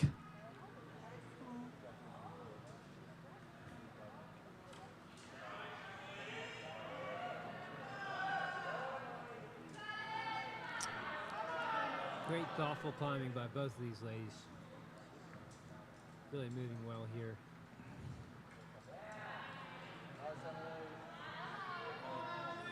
Hopefully we can finish this day with 2 more exciting tops. That would be a fantastic Wouldn't that be amazing?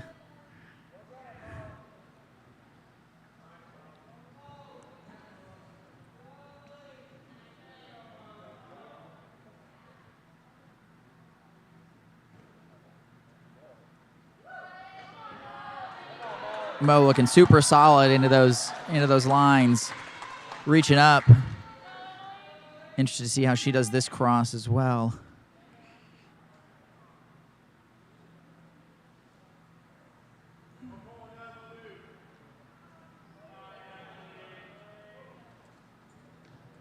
Oh, nice control on that swing. Looking super strong by Mo there.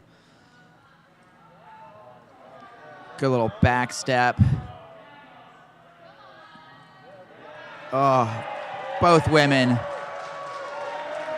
looking super good.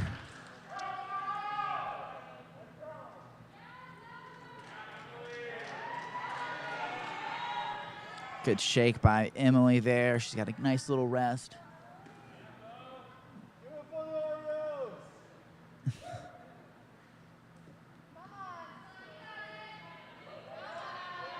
Looking. It's getting exciting. Oh, Mo getting close there. Working through this big volume. Oh, crowd's getting it. They love to hear it. They love what they're seeing.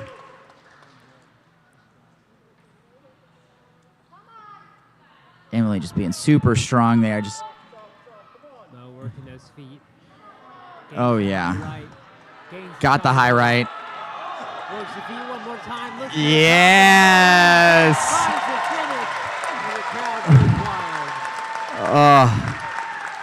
Oh, and there's Emily. Oh, both women putting in beautiful efforts on their climb.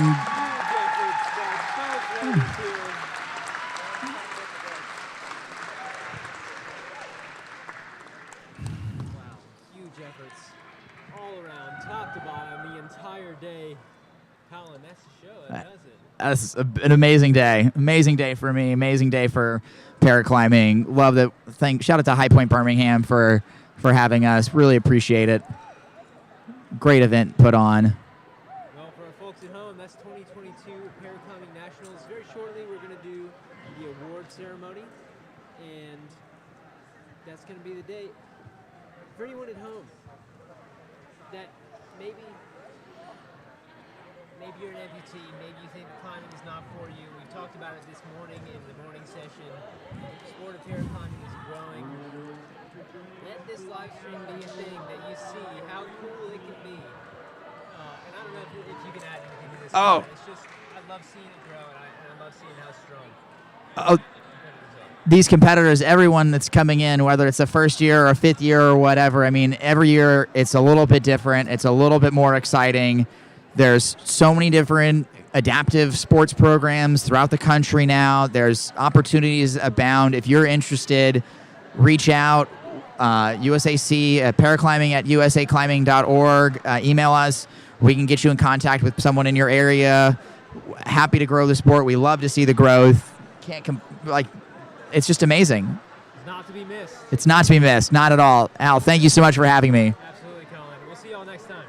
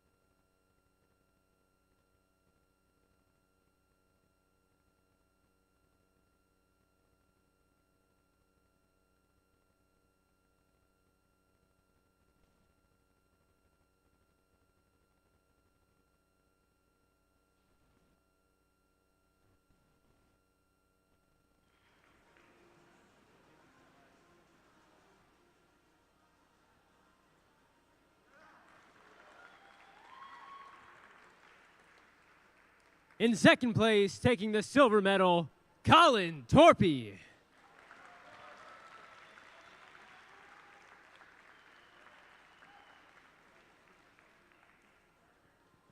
And in first place, taking the gold medal and winning the 2022 Paraclimbing National Championships AL2 category, let's hear it for Ethan Zills.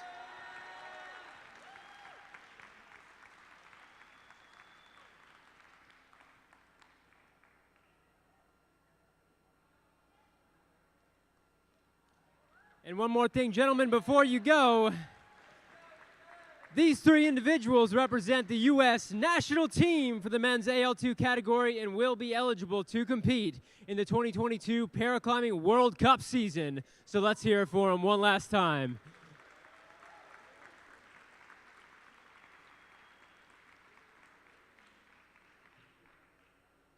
Thank you so much, gentlemen.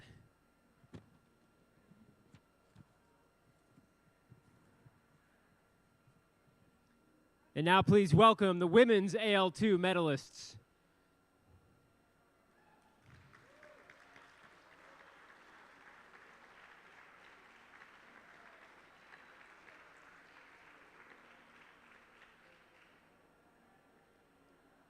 In third place, taking the bronze medal, Mariah Benair.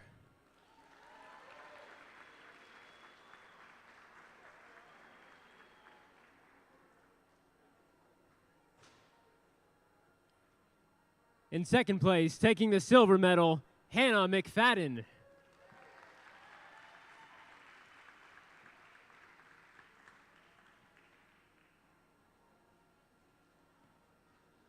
And in first place, taking the gold medal and winning the 2022 Paraclimbing National Championships AL2 category, Emily Stevenson.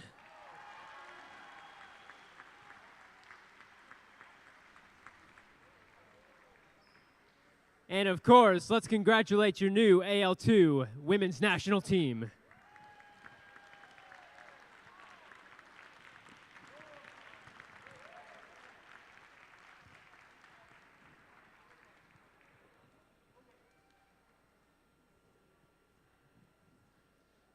If you would now please welcome the men's AL1 medalists.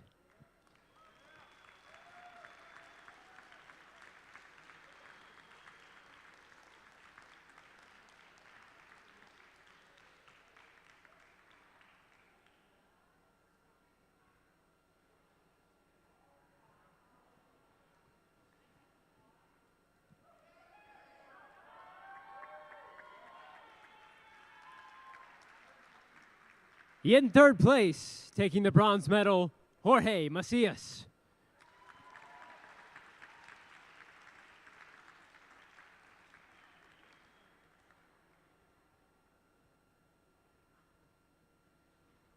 In second place, taking the silver medal, Avni Yayaga.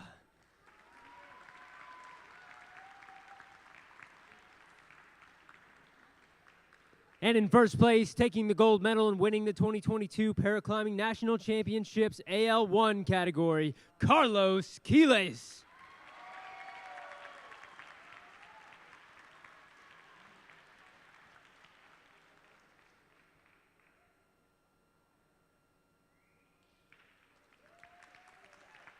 Your 2022 men's AL1 national team.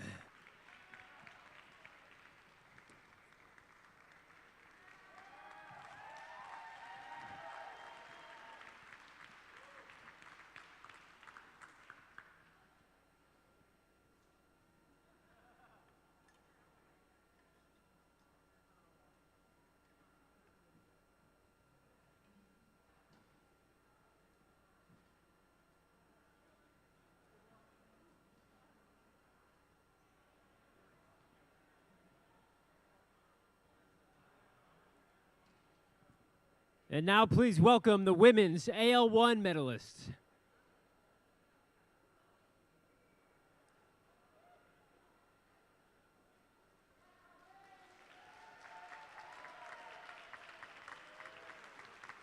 Coming in first place, taking the gold medal and winning it all, Carly Cook.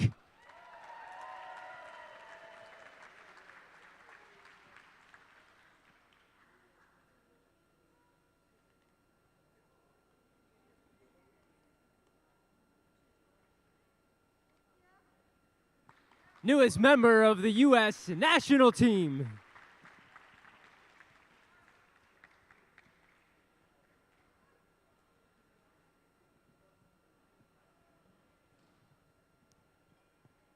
There's a handful of individuals that might be missing from packs. I don't know names, there's just too many, so you might just have to fudge it. But they're in packs, so there's packs, like groups. It won't just be one person.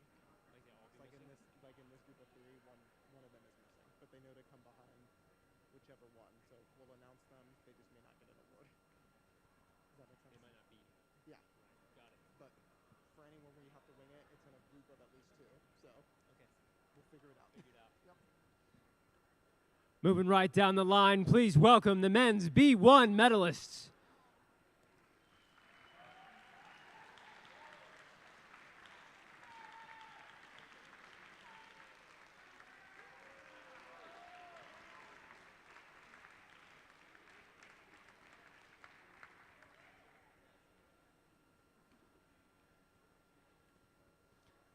In third place, taking the bronze medal, Eris Skanderi.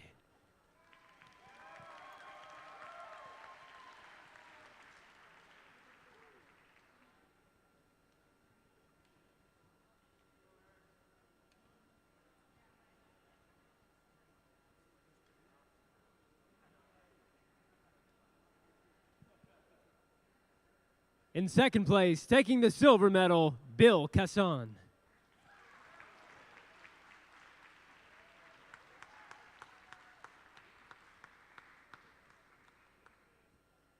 And it looks like our gold medalist is not here, but let's give it up for our first place gold medalist, Justin Proctor.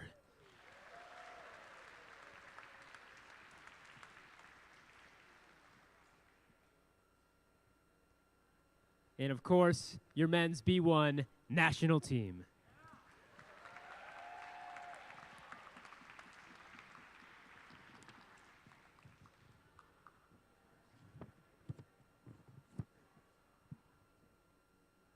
Thank you so much, gentlemen.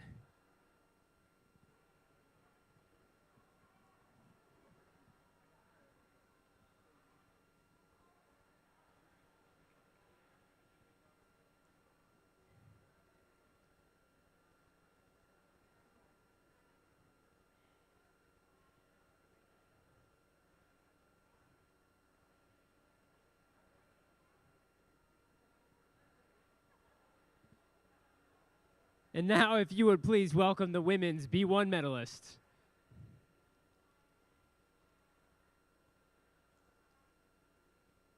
None of whom may still be here, but in first place, let's hear it for our gold medalists, Ravina Ali.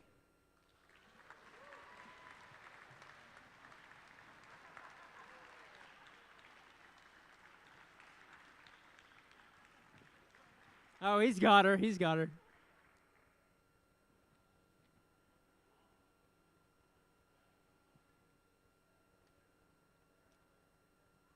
Here we've got Ravina's caller accepting her award.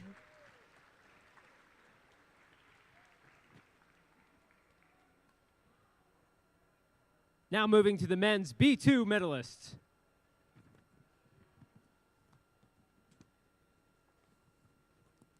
Scratch that. Women's B2. The women's B2 medalists.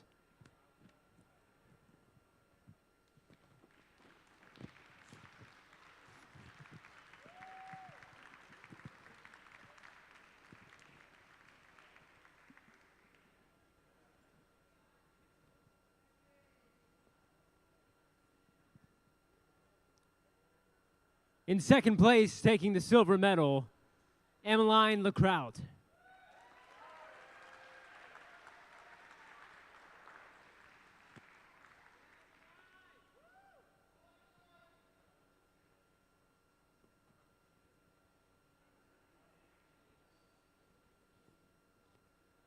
And in first place, taking home the gold, Mandy Curtis.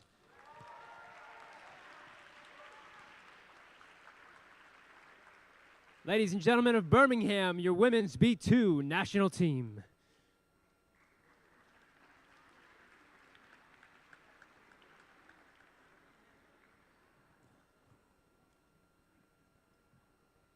Thank you so much.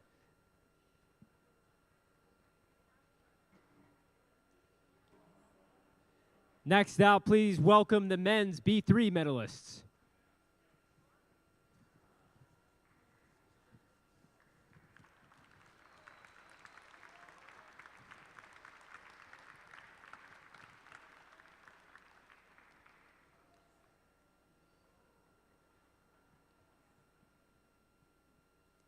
In second place, taking the silver medal, Diego Kuznier.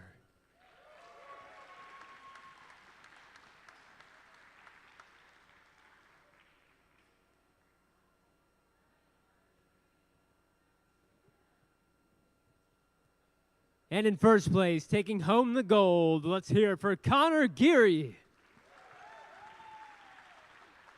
And your new 22 men's B3 national team.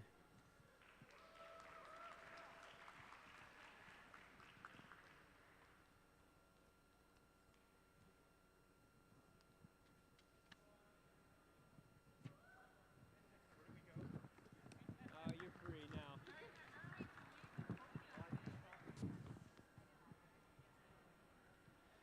And now your women's B3 medalists.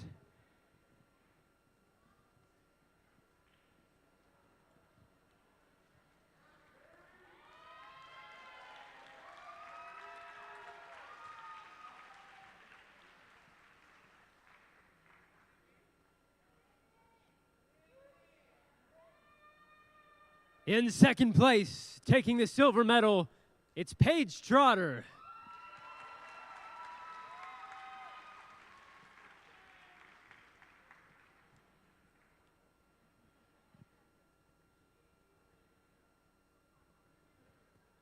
And in first place, taking the gold, Amy Mullins.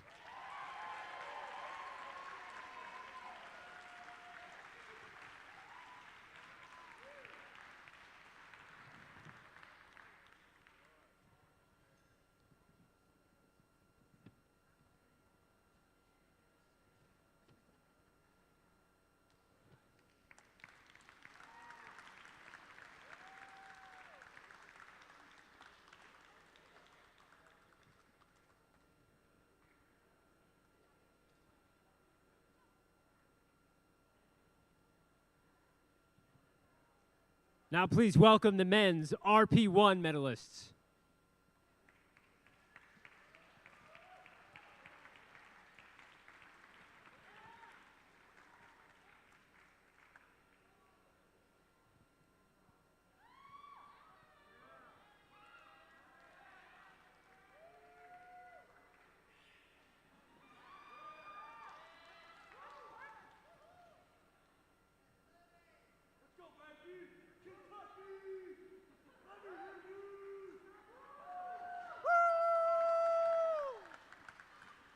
In third place, taking the bronze medal, Alexander Bornbusch.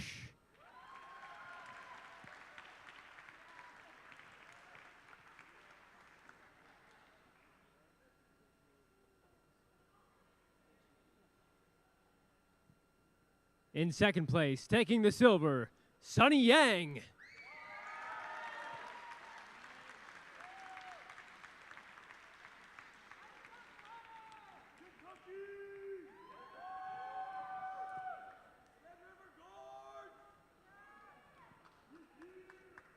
And in first place, taking the gold medal, Elliot Wynn.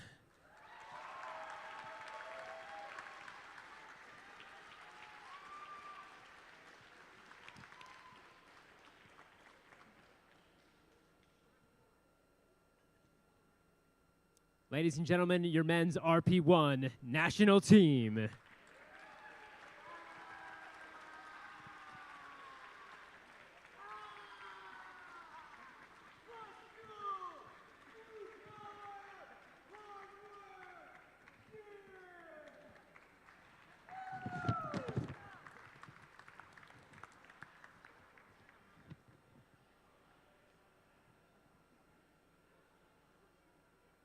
And now please welcome the women's RP1 medalists.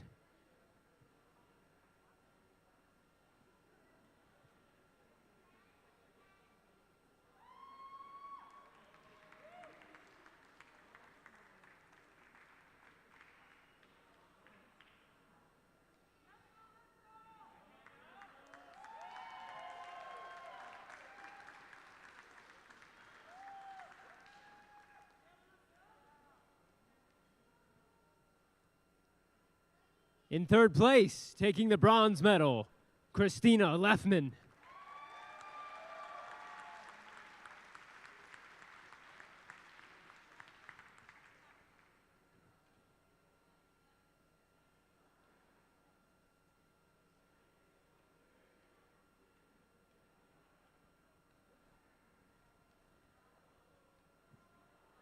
In second place, taking the silver medal, Hannah Zook.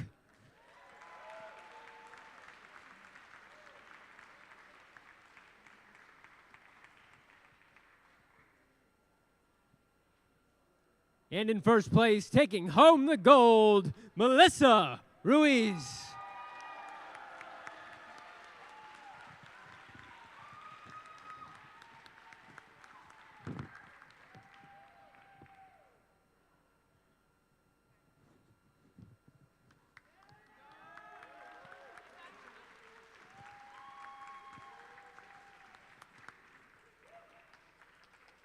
Your 2022 Women's RP1 National Team.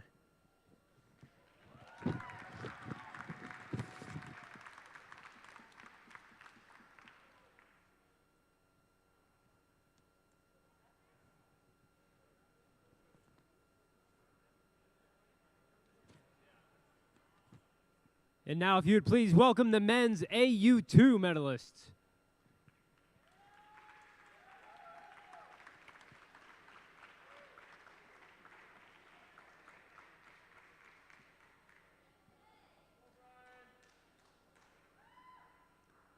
In third place, taking the bronze medal is James Fountain.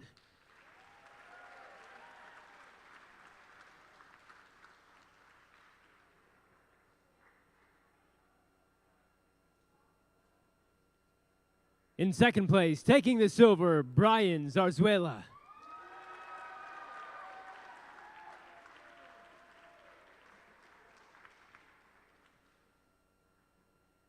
And in first place, taking the gold, Trevor Smith.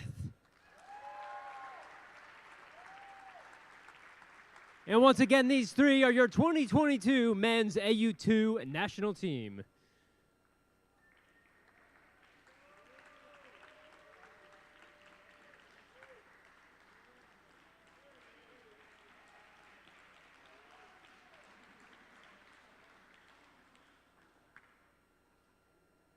Next out, please welcome the women's AU2 medalists.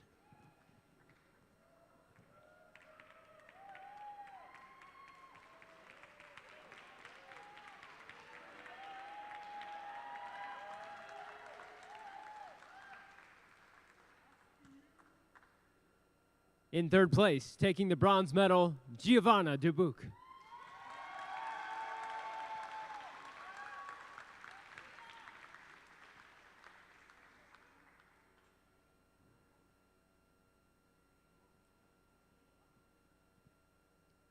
In second place, taking the silver, Eleanor Rubin.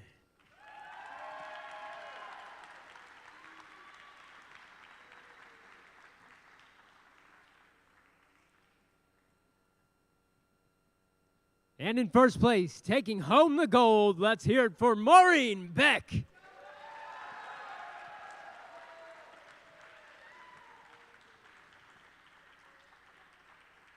Your 2022 Women's AU2 National Team.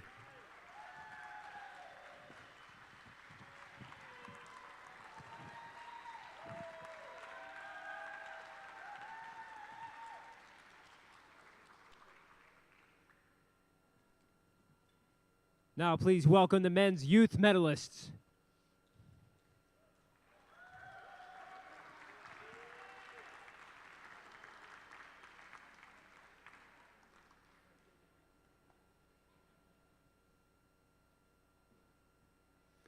In third place, taking the bronze medal, Jackson Haberman.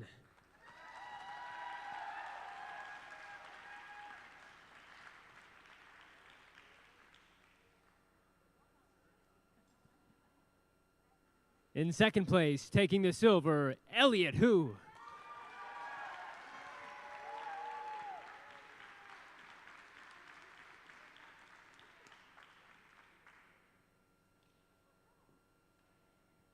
And in first place, taking the gold medal, Watson Armstrong.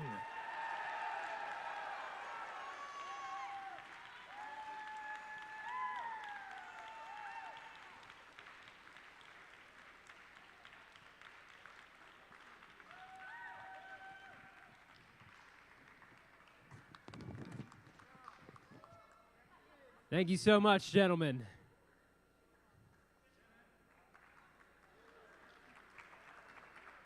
If you would next welcome the women's youth medalists.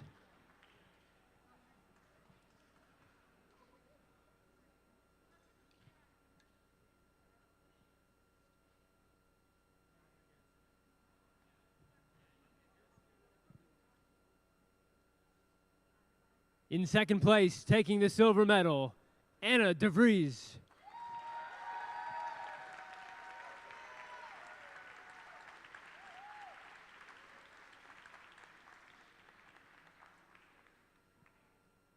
And in first place, taking home the gold, Chloe Poston.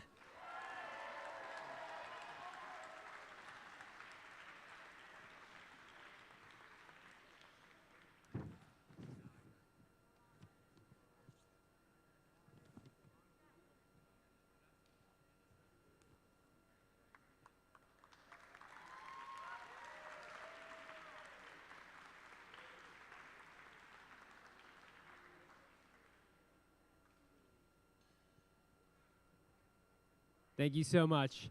Next up, please welcome men's RP2 medalists.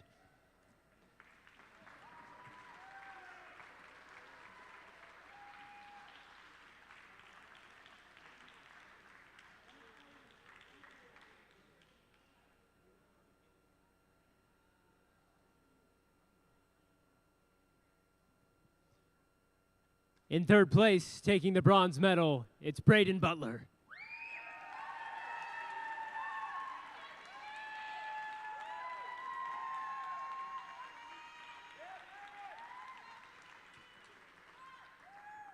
In second place, taking the silver medal, Ben Mayforth.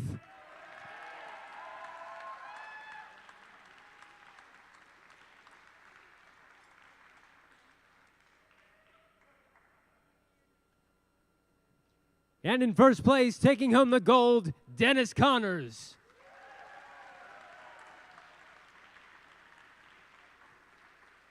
Your 2022 men's RP2 national team.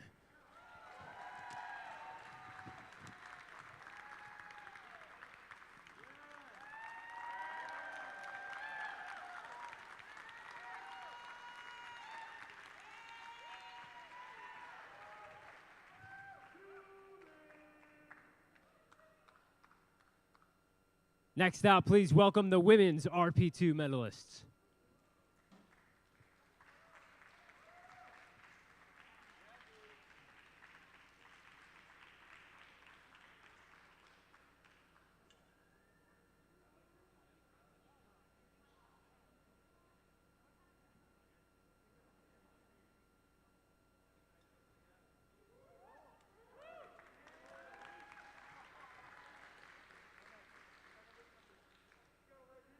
Just a moment.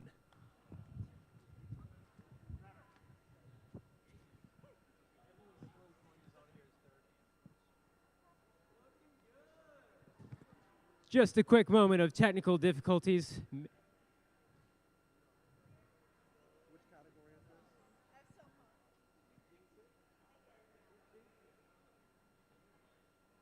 Women's RP2. Come on. Second nose. I'm so close, ladies and gentlemen of Birmingham. I appreciate your patience so much. Rose is in third. In third place, let's hear it for Lauren Rouse.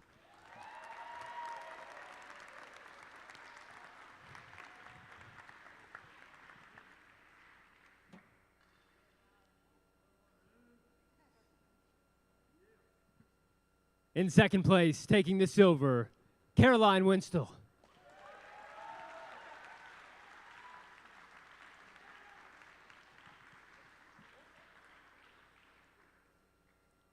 And in first place, taking home the gold medal, Emily Seelenfreund.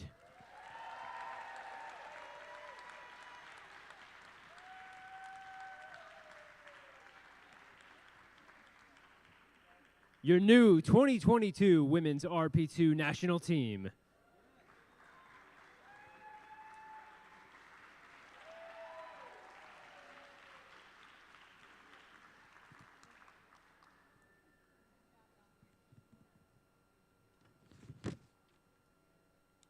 And now please welcome the men's RP3 medalists.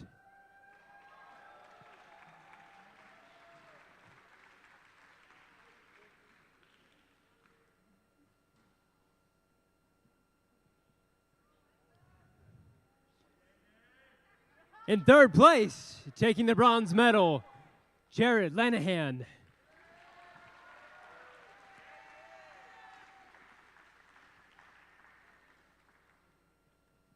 In second place, taking the silver, Dalen Phoenix.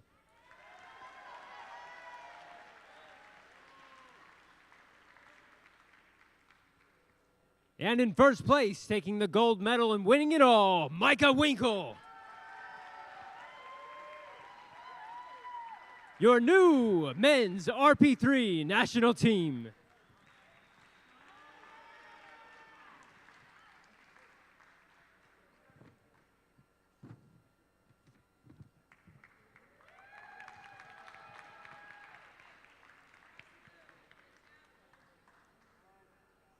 And lastly, please welcome the women's RP3 medalists.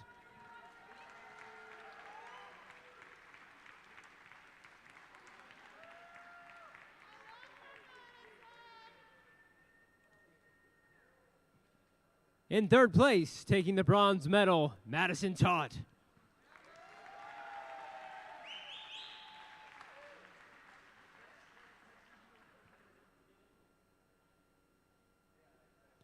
In second place, taking the silver, Sarah Bellinger.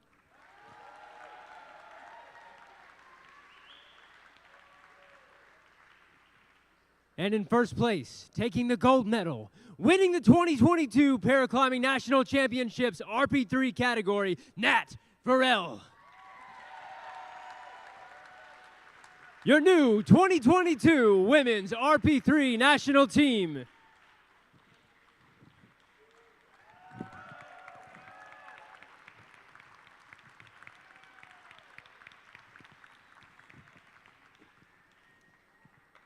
Ladies and gentlemen, that's the show. Let's hear it for every single one of our competitors one last time.